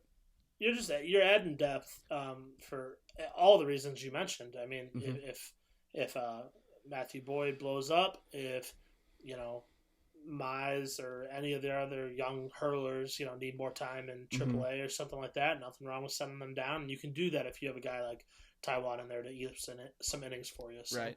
Just a lot of ifs up there, and I feel like he's a good placeholder. I like it. Next on our list is Mr. J. Happ. Okay. I have J. Happ going to the White Sox. Oh, okay. Yeah, I can see that. Yeah. That's literally the only reason. It wasn't like I dug through it and was like, White Sox could use a starter, and J.A. Happ is great, and they could blah blah blah whatever. I was just like, I see him playing for the White Sox. That's it. Yeah, that's totally fine. I dug into him a little bit. I have him going to the Houston Astros. Okay. Has he played for the Astros before? I feel like he has. I believe he. I'll check it. I'll check it. You talk about your boy. Check it out. I think he's older. He's 38. I think he's still got a little bit left in the tank. Mm-hmm. He was actually, quite productive in his 9 starts this year. Struggled the previous year, but 2018 was solid as well. I know we've talked about the Astros going downhill. I do still think the Astros are in win now mode. Mm-hmm. I mean, this might be the last season. I was going to say, you've got like a year or two to juice out of it. Exactly. And I'm not saying Happ's like, oh, we got J Happ. He's going to put us over the edge. You know what I mean? Mm-hmm. He did pitch for them before. I actually had that in my notes and I forgot about it. Perfect. 2010 through 2012. Mm-hmm. Yeah. So there's some talk about Happ going to another former team, the Blue Jays. That's kind of being talked about right now. Sure. I wouldn't hate it as like a Blue Jays fan, but I feel like the fact that they already signed Robbie Ray, I don't need like 2 different high strikeout, kind of past their prime pitchers. So I'm not saying they're on the exact same level. I think Robbie Ray has a much higher upside. Yeah. But I don't know. We don't need both of them, so. I mean, yeah, that makes sense. I mean, why not? Fuck it. Right. Ship him off to Houston. He's been there before. Don't go to the Blue Jays. Just don't do it because I want to see Tone cry. I don't know if I'll. I mean, he's. I don't need Happ. I don't know, man. You might. We'll see. We'll see. All right. Brett Anderson. And I'm actually going to change my answer right now. Okay. So I originally had him reuniting with the Athletics. A lot of these are fucking people reunited with shit. Yeah. I think he's going to go back. Well, I thought he was going to go back to the Athletics, but it just clicked in my head for some fucking reason. I'm going to put the Cardinals. Ugh. Yeah, I know. But it just seems like it's just the thing that they're going to do. That's something they could just be like, yo, we got Brett Anderson. Yeah, I mean, he hasn't been good for a while, but we got him. Right. It's a very Cardinal move. Sorry, dude. Okay. Well, I guess I have to apologize too because I have him going to the Rangers. No, that's fine. Actually, literally, I could write off the next 4 years of the Rangers seasons and be fine with it. Like, I know. I mean, obviously, no offense, but like, if we're being honest, I don't think the Rangers are going to try hard to win right now. Anderson's not a standout pitcher in my mind. He's serviceable, right? And I think that's kind of the lane that the Rangers are driving in here. And then I dug in a little bit, just because I feel like I didn't know much about Anderson, so I was kind of looking into him. He was also born 4 hours west of Arlington, and he went to high school in Oklahoma 4 hours north of Arlington. So he's from that area. Okay. I don't know if that means anything. I mean, it doesn't hurt his cause, so. Right. I mean, we already saw them hire fucking Chris Young as a GM, and he's from Dallas, so why not, dude? Just buy everybody. Just buy everybody from fucking Texas. Let's do it. There you go. Get them all. George W. Bush playing shortstop. Fucking G-Dubs, my guy, bro. IKF to G-Dubs. Oh, just think about the smooth transition from short to second. That would be, man. That'd be a great double play combo. I mean, fuck. I was going to make a joke, but I can't do it. I can't do it, man. Just move on. I am, dude. I got to recollect my shits. So Brett Anderson, I have him going to the Cardinals. You have him going to the Rangers. Yes, sir. Okay. John Lester. This is kind of a weird one. Oh, it's a really weird one, man. Kind of a weird one to me. A guy that was, top tier pitcher, not that long ago, to be honest with you. Right. But his career was winding down. I have him going to the New York Yankees. Okay. You look confused. No, it's just that I see it. Like, Okay, it makes sense. yeah, sure. I don't think he's going to go to a team that doesn't have a decent shot at winning the whole thing. Mm-hmm. I just don't get why he would. He's also been known to perform best on big stages. This is true. I'm looking at his 2.51 career postseason ERA. Wow. And that's not small sample size. That's 26 games. Mm-hmm. What bigger stage than New York, right? Yeah. So, and they're not asking him to like make this big comeback and be a top rotation guy. They've got Cole. If they bring back Tanaka, I expect they'll make a few other moves too, plus Severino and Herman coming back. But doesn't need to mirror Cole or anything like that. He just, if he can like hold the opposition to like 4 runs or so, right, just let that offense do its thing. They got more than enough firepower to win games, and that's ultimately what it comes down to, is winning ball games. So I've got him going back to the Red Sox. I like it. Very sentimental. I feel like it's just time. Like they shipped him off to Oakland in 2014. Boston did. That was amidst Oakland's run in the playoffs and whatever. So Boston did what they did. They fucking dumped for a year and then came back and they were great.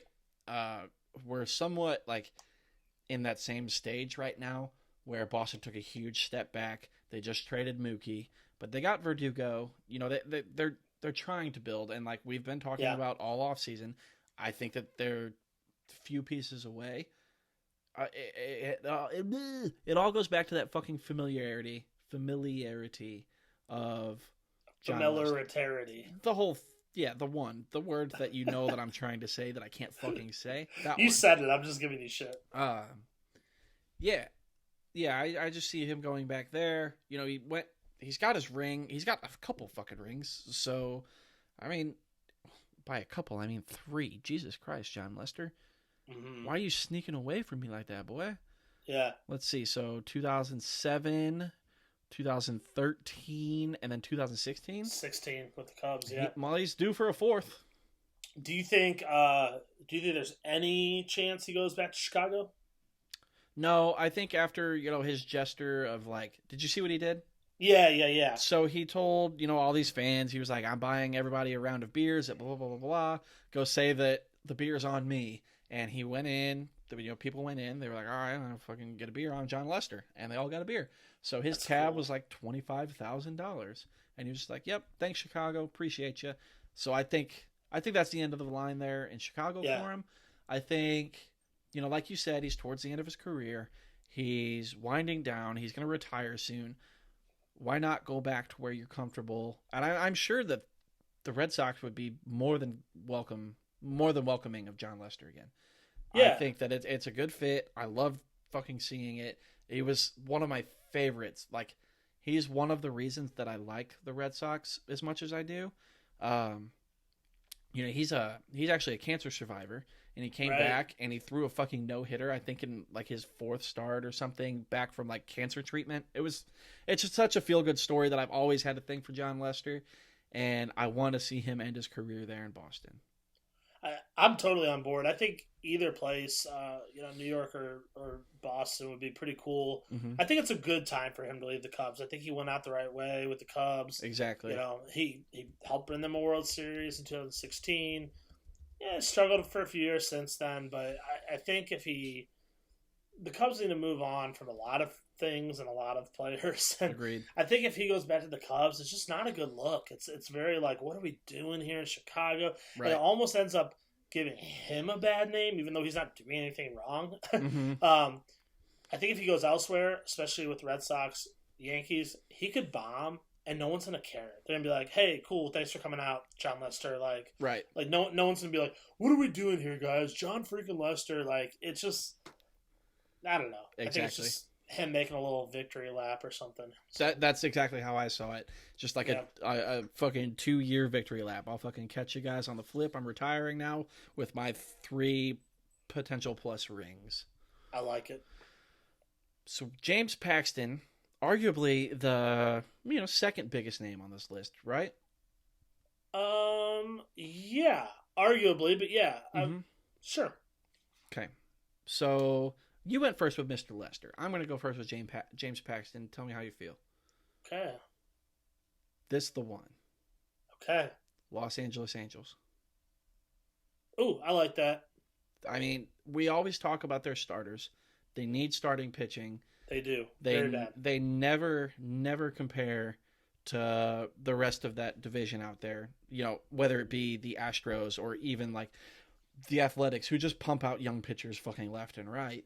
Yeah. You know, if you got a guy, or if you have a team of a Dylan Bundy, who had a breakout year for the Angels, Andrew Heaney, who's is a nice number 2, number 3 starter.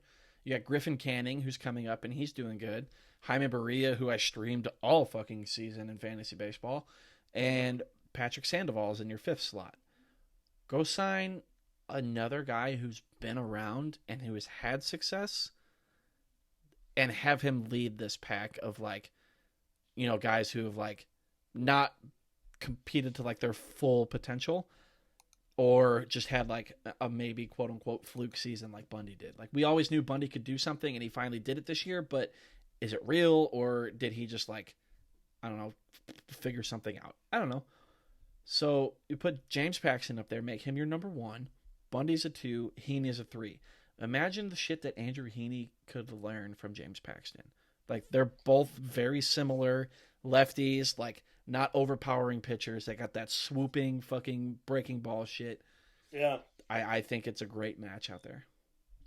I'd even like to see the Angels really go big and trade for a number 1 starter, and then let Paxton be the number 2 guy. You know what I mean? Like really solidify, like boost that rotation. But yeah, I'm good with what you said though as well. So I had James Paxton. It's a little odd. Bear with me. Okay. Got him going to the Marlins. The Marlins de Miami. I dig it. I think the biggest question is like, what do we expect from Paxton at this point? Right. You know, when he was traded from, you kind of talked about it, when he was traded from Seattle to New York after the 2018 season, like he was, the general consensus, the vibe was that he was a top tier starter. Mm-hmm. And I don't know if I completely bought into it, but you know, and then he had the injuries and all that the last season, so his stock has dropped. But I think he can come back and be a really solid mid rotation guy at least, if not upper rotation, depending on how well he performs. Mm-hmm. I think he'd fit really well in Miami. They surprised a lot of people, myself included, in 2020. I think they're kind of at this weird point where like they could go a lot of ways. They could sell, they could buy, they could go with that Angels Cardinals scheme that we were talking about, where you just kind of hang in the middle and just like, all right, let's just try to sneak in the playoffs and see what happens. Right. They could do anything right now. It's going to be very, very interesting to see what they do. I don't think they're going to go all in per se. Sure. But I think they could make a few key moves that basically just like test the waters and see, all right, that was really cool last year. We've got this new GM now. Our team is very young. Let's give them all one more year, and let's make a couple solid moves and just see how competitive we really are in a full 162 season. All right, I dig it, bro. And I think Paxton's like the perfect guy for that situation. That makes so much sense. The most sense. Yes. I'm on board. You got me. Oh, I made you happy. Yep. Yep. I can't even argue it. You're absolutely correct. Cool. We're going to move on to the last biggest name, former Cy Young, current NL Cy Young. Yes, sir. Trevor Bauer. He's unpredictable. Oh, he's super unpredictable. He's got everyone talking. Everyone thinks he's going to their team. I mean, fucking like the day after the World Series, he was like, Boston, you up? Because he fucking flew to Boston in the middle of the night to talk to the Red Sox, which I would shit a brick if he went to Boston. I don't think he is yet. I don't think he is, but wow. Yet. He's talked about literally only signing 1-year deals his entire career. So he could very much so play for Boston and the Angels and Texas and Atlanta. All of them. He could just play every fucking where. Yeah. With that being said, Yeah, I'm not going to shock you because I've already told you. I think he signs with the Mets. I do as well. Really? Yeah. Okay. Yep, I got the Mets as well. And you're right. We've kind of talked about it, but give me. Do you have any additional thoughts on that move? In our text that I told you, or we talked about when fucking old Robbie Cano was suspended. Mm-hmm. Mets were saving $24 million this season, fucking instantly. Yeah. Dish all of that to Bauer.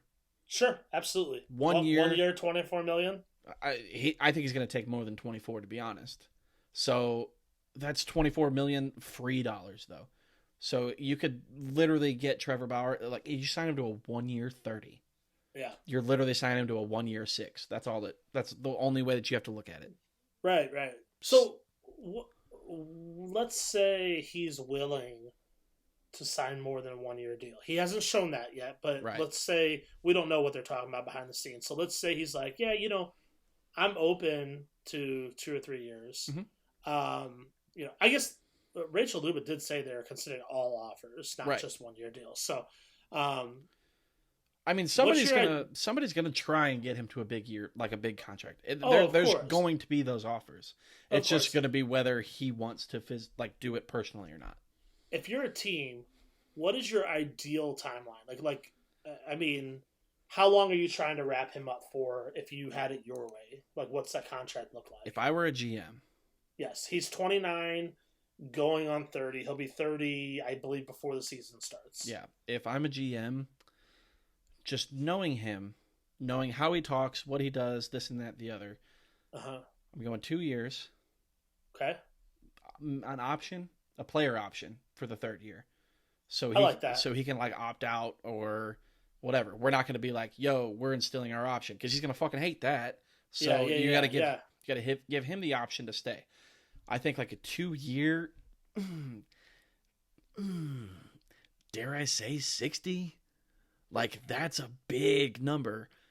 But you're also not going out and spending $300 million over 10 for Garrett Cole. Right. If you're in win now mode, if you're a team, right on the fucking cusp, 2 years, 30 mil. We don't get it this year. We still got him next year. We're going to we're going to get after it. 1 year is a lot to risk, from both sides, I think. From Trevor's side, if he goes out and bombs it, his next 1 year is going to be way fucking shorter. He's not going to get as much value out of it. Same thing for a team. If they bet on him for 1 year and they're this fucking close and then lose out on Bauer the following year, you've got to restart. It sucks on both ends. I think 2 years with a player's option, max. Okay. Well, like I said, I've got him going to the Mets as well. I knew that was probably going to be your pick, and I wanted, for the sake of argument, to do something different, but I just really see the fit. I did too. It's such a perfect fit there. My biggest reasoning was more, we've talked about Steve Cohen and what he's doing there as the new owner, and Bauer's publicly praised that business model. He really likes the transparency there. He likes how Cohen is, going to the fans and saying, "Hey, what do you guys want out of the season? What do you guys want to see?" Right. I think that kind of stuff. I think Cohen's literally baiting Trevor Bauer in. Yeah, I think that's exactly what he's doing. He's doing everything that Bauer would want just to draw him towards him. But I don't even think he's doing it just for Bauer. I mean, I think he's doing these things, and yes, I think it is absolutely going to draw in Trevor Bauer because that is Bauer's MO right there. Mm-hmm. However, I think that's appealing to a lot of players, especially younger players. Yeah. There's already been reports of free agent players. They're asking their agents to call the Mets. There's a lot of them. There's a waiting list to get on the Mets. And there's an owner that not only is intriguing, in the sense of how he talks to the fans and how he talks to the players and all that, but he wants to spend money. And he wants to win. So, such and such free agent might be looking and being in a normal year, you might be like, well, they're looking to sign Bauer. If they sign Bauer, they're not going to sign me too. You don't know that this year. Like with Cohen, he might he could sign 3 big name starters. You know what I mean? Oh, there's not that many on the market, but he could trade for one and sign one or whatever. Exactly. And DeGrom and then Bauer and then having another ace out there like a who knows? Who knows? I agree. But I'm excited to see what that club does. I'm not particularly a Mets fan, but it's in the past at least. But it's hard not to be excited looking at that club. Right. They were my dark horse for 2020. If you remember recall. that, yeah, I do. Yep. So it's a new year, and I'm still, I think, on the same train. They haven't even fucking signed the people yet, or traded for the people yet. Right. Because I've also got them trading for Lindor. So, like, shit's gonna go off, I think, bro. I'm very excited to see how this offseason plays out, and then kind of like getting into that spring training time, and we can start putting our rankings together and our preseason predictions on how we think these teams are going to fare during the 2021 season. It's going to be fun. My favorite time of year. I know. I'm getting ahead, though. I'm getting us all hyped up. Absolutely. So that wraps it up for all of our free agent predictions. Yeah. So we'll go ahead, and we've got the spreadsheets together. We're going to, keep an eye on it, keep it updated. And are we betting anything on this one? Did we decide?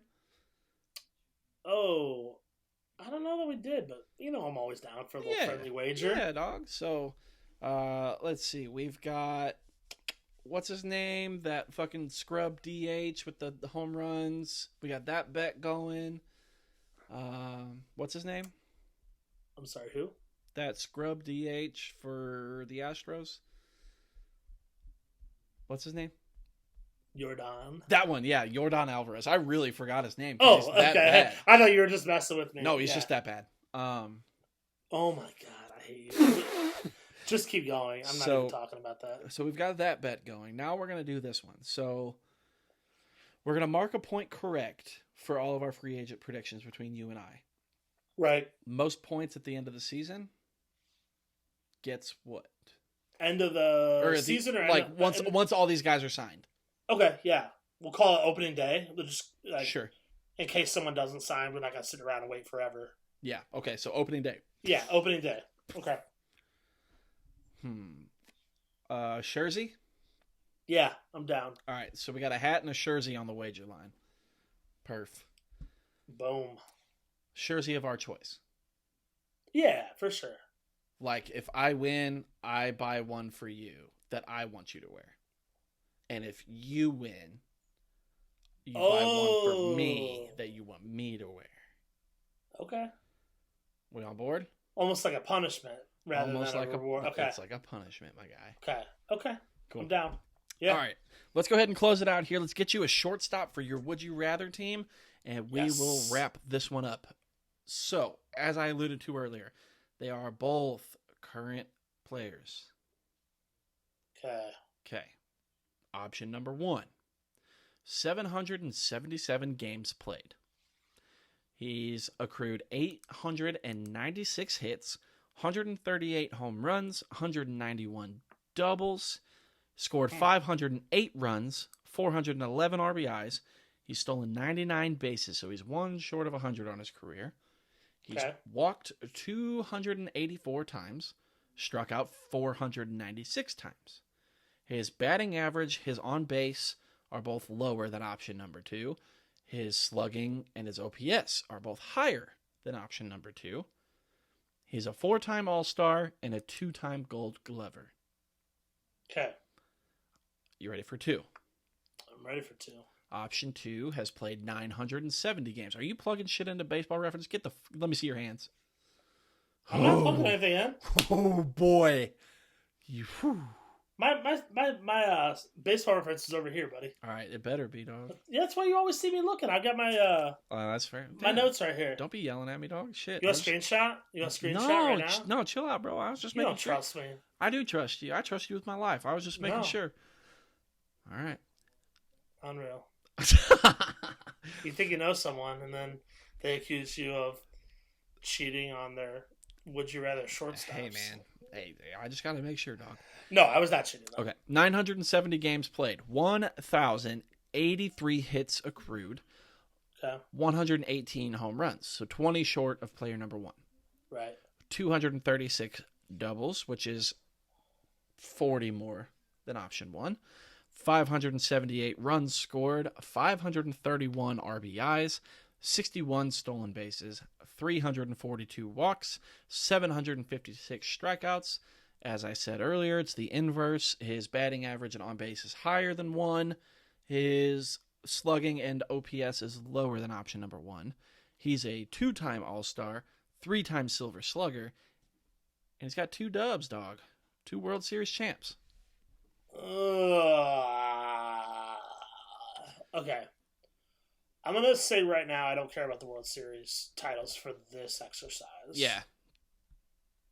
Not like you shouldn't have put him in. I'm trying to like narrow it down to like what am I Fine. What am I comparing here? I'll stop putting them in. Fuck. That's what you get for accusing me of cheating. Man, this is really tough. They're both very much so like on pace with each other. Yeah, very similar. I like the power from player number 1. I will say that. Okay. He's got 20 more home runs in 200 less games. Yes. That's big. I really, really like that. And I don't know their lines because you say lower or higher, but you can tell he's got a higher slug and OPS as a result of that. Yeah, dog. He's also got more stolen bases. All right, I'll go on player 1. Okay. Because I feel like there's little bits that make me think he's an all-around better player. He's got almost 50% more stolen bases in 200 less games. I'd like to see more walks, but even that's right on pace with player number 2. Right. I think his RBIs, even though he's 100 less, I think that's same thing. It's on pace. I like those gold gloves, stolen bases, and power. That's a really cool mixture. Mm-hmm.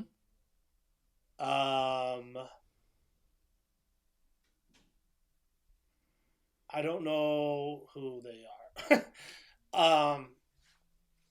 Player 1 is my answer, for sure. All right. I already got them bolded out, and I got them filled in on your little roster that I have. Are you going to take a guess at all? Well, I feel obligated to... If it's a former player, then I can just say, like, I don't know, there's a million shortstops. Like, right. I feel like I have to guess, because there's there's only 30 of them, realistically. Yeah, you have to guess. Okay. I wish I knew offhand how many games Trevor Story has played, because I could see player number 1's stats being similar, because I know Trevor Story has that power speed combo. Okay. But I don't know 99 stolen bases and 7 what? And you those waving at me? No, and those golden gloves, dog. Oh yeah. Story don't got no gold gloves, boy. Yeah, golden gloves. My goodness. Do, do, do, do, do, do. Yeah. See, this is so tough. Obviously, Tatis hasn't played long enough. Who else? I know you're going to give me a good player. Lindor is an option. Glaber hasn't played enough. I'm so sorry this is taking so long. No, it's okay, bro. I like seeing you think. Correa could be one of them. That's a good guess. It's not Correa. Good guess, It's though. not Correa. Okay. Well, that's a huge help. Okay, does it help? Option number 1. You chose. He's got a platinum glove as well. That doesn't help me. All right. Okay. So, I think my guess. All right. So I'll say Lindor for number 1. Okay. And then let me get both in before. Okay. Number 2, the 2 World Series is just throwing me off. It would have to be. I think there's only like 2 options. I know, right? Because it's got to be either Boston, which would be Bogarts, I guess. I'd be a little bit surprised at those stats though. Or you said, oh God, I'm trying to think of a team player that might have moved from one team to another, but Nah, it's Bogarts, dude. Oh, it is? Okay. Yeah, look at you go. You got him. After like a 10-minute break, I'm gonna have to edit it out. If you're listening to this podcast, just know that I sat here and deliberated for like 10 minutes. Yeah, we literally you're talking to us in the future. Fucking 10 minutes of us just don't exist anymore. Oh man, that was hurting my brain a little bit there, buddy. Yeah. I don't know. Yeah. So I'm on board. You said it. Fucking, if those are Bogart's numbers, it was going to be a little shocking. Yeah. Those are Xander Bogart's numbers. Why are we not talking about Xander Bogarts every year, all the time? Yeah, I don't know. I do like Xander. I don't like, but you're right. I don't like talk about him all the time or anything. Right. Who was there? Just out of curiosity, was there another guy that you were thinking it could have been, like based on the 2 World Series? Brandon Crawford with the Giants. Yeah, but I would have thought he had more games played than that. But that's literally the only one that I would think of that won 2 World Series or whatever. Yeah, okay. Yeah. So Mr. Bogarts, we'll start there. So his slash line is 289 career, 351 on base, 454 slugging, and an 805 OPS. Oh, okay. Yeah, I like that. Rather solid. Like I said, he's a 2-time All-Star, 3-time Silver Slugger, and he's won 2 World Series with those pesky Red Sox out there. Yeah. Lindor's slash line is 285, so it's only 4 points lower. His on base is 346, only 5 points lower. His slugging is 488, which is where we start to see separation now. So it's a little over 30 points higher, which makes his OPS about 30 points higher total at 833. So, I mean, like I said, I think they're both, like, Lindor is on pace with Bogarts. I mean, I think he's a better player all around, but, like, the numbers, they're very comparable between the two of them, and it shocked the fuck out of me when I saw that. Because, like, I dig through, like, former players, current players. I'll go to StatHead, and I'll be like, I'll go in there. I do it from 1920 to 2020, and then I do whatever position. They had to play 85% of their games at that position, and I'll just look at that whole list. Everybody active, retired, Hall of Fame, all of it. And then I'll start looking through their stats and, like, narrowing shit down, and I'll say, like, between 100 and 200 home runs, and that narrows it down. And then I'll say between 400 and 500 RBIs, and that narrows it down. Right. So I end up getting down to about 4 guys, and then that's really cool. That's exactly how I do it. So literally, I was extremely shocked to see Lindor and Bogarts in the same fucking category. Like, I got down to 3 people. It was Lindor, Bogarts, and somebody else. I like that. All right, I have a job for you for the future. Okay. Heard. When you narrow down to like 4 or 5 guys that have similar stats, write those down. Save them. All right. So just narrow down to the 2, but like be like, by the way, there's a few other guys that fit like right in to this level of, this caliber player. I got it, Dad. Yeah, cool. I got you. So I'm happy with old Frankie, by the way. Yeah, why wouldn't you be, bro? Your whole team is fucking looking solid as hell right now, my guy. I was also thinking about it. I think what I'm going to do is I'm just going to accumulate their career wars, and we'll just compare those side by side on who you picked and who you didn't. Yeah. I think that's one of the easiest ways to go, because you and I both love war. So I think we can do that. War. What is it good for? Absolutely nothing. Sing it again. Fucking stupid. Hey, thanks. End this. Yeah, thanks for listening. I fucking appreciate you guys, man. So I think this is going to be the last of like a fucking long episode where you have to do a lot of analyzing. I think upcoming we're going to do, we've got like some weird drafts we're going to do, correct, Tone? We're going to do like 25 and under, 35 and over. We're going to do all Dominican, all Venezuela. Like, we're going to just do some shit. So just be sure to tune in and fucking hang tight. We're going to do some stuff. Some fun stuff. Yeah. And don't worry, we'll keep you up to date on the news like 4 or 5 days after it happens. No big deal. It's fine. Yep. That's how we do it. That's how we do. If something comes to mind that you want us to talk about or you want us to do, head on over to our socials over at Twitter. We are at Upper Decker Pod. Facebook, we're Upper Decker. We also have an email. It is upperdeckerpod2020@gmail. Go ahead and just like send us ideas or thoughts or whatever, and we'll get after it. We'll talk about it if we think it's cool. We'll literally steal your idea, and then we'll probably talk about it even if we don't think it's cool. Right. We'll just make fun of you. Yeah. This idiot wrote in. Did you hear what Dan Mori did this week? Fucking douche. Something like that. Oh, we love you, Dan. Speaking of Dan Mori, hey, he donates $5 a month. Tone, how can people do that? Yeah, we appreciate that. If you would like to donate to the show, you can go to anchor.fm/upperdeckerpod/support. You can sign up to donate $5 a month, like Dan. You can donate as little as $1 a month. Every little bit helps. It's just going to help us put together a better show and keep everything rolling. Absolutely. I've invested in a new computer that I would like paid off. Tone also did the same a few months ago. That'd be super great. I gotta take Rachel Luba on dates. Tone's gotta take fucking Jay Klein on a date, dog. Yeah, we got our big DD coming. We got our big old double date. So, listeners, if you want that to happen, just like send us a 10 spot, G. You know what I mean? Oh, we also gotta buy Kristen Yelich's beach house. I forgot.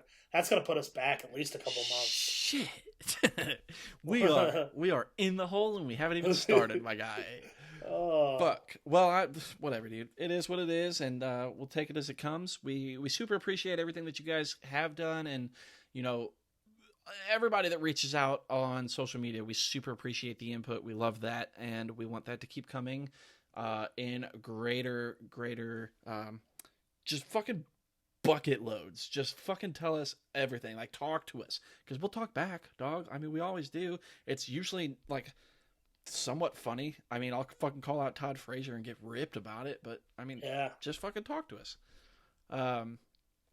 Lastly, while you're just out there digging around doing shit on the fucking interwebs, go on over to like Google Podcast and Apple Podcast and just like give us like a 5-star review.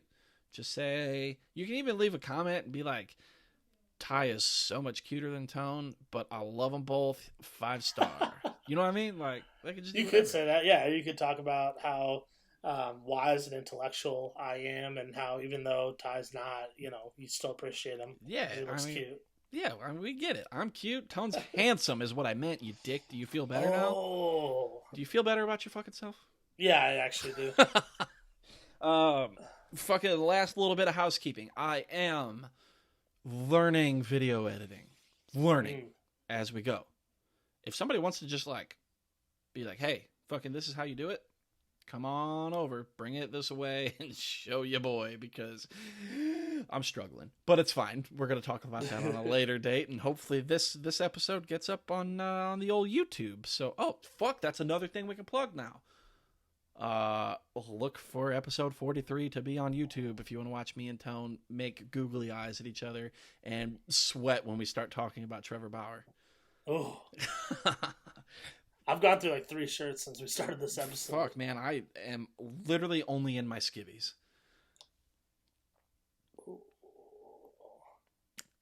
Yeah, that's it. That's it. I gotta go change them now because I talked about Trevor Bauer again. I'll smell you guys on episode 43 of the Upper Decker Podcast. Catch you on the flip.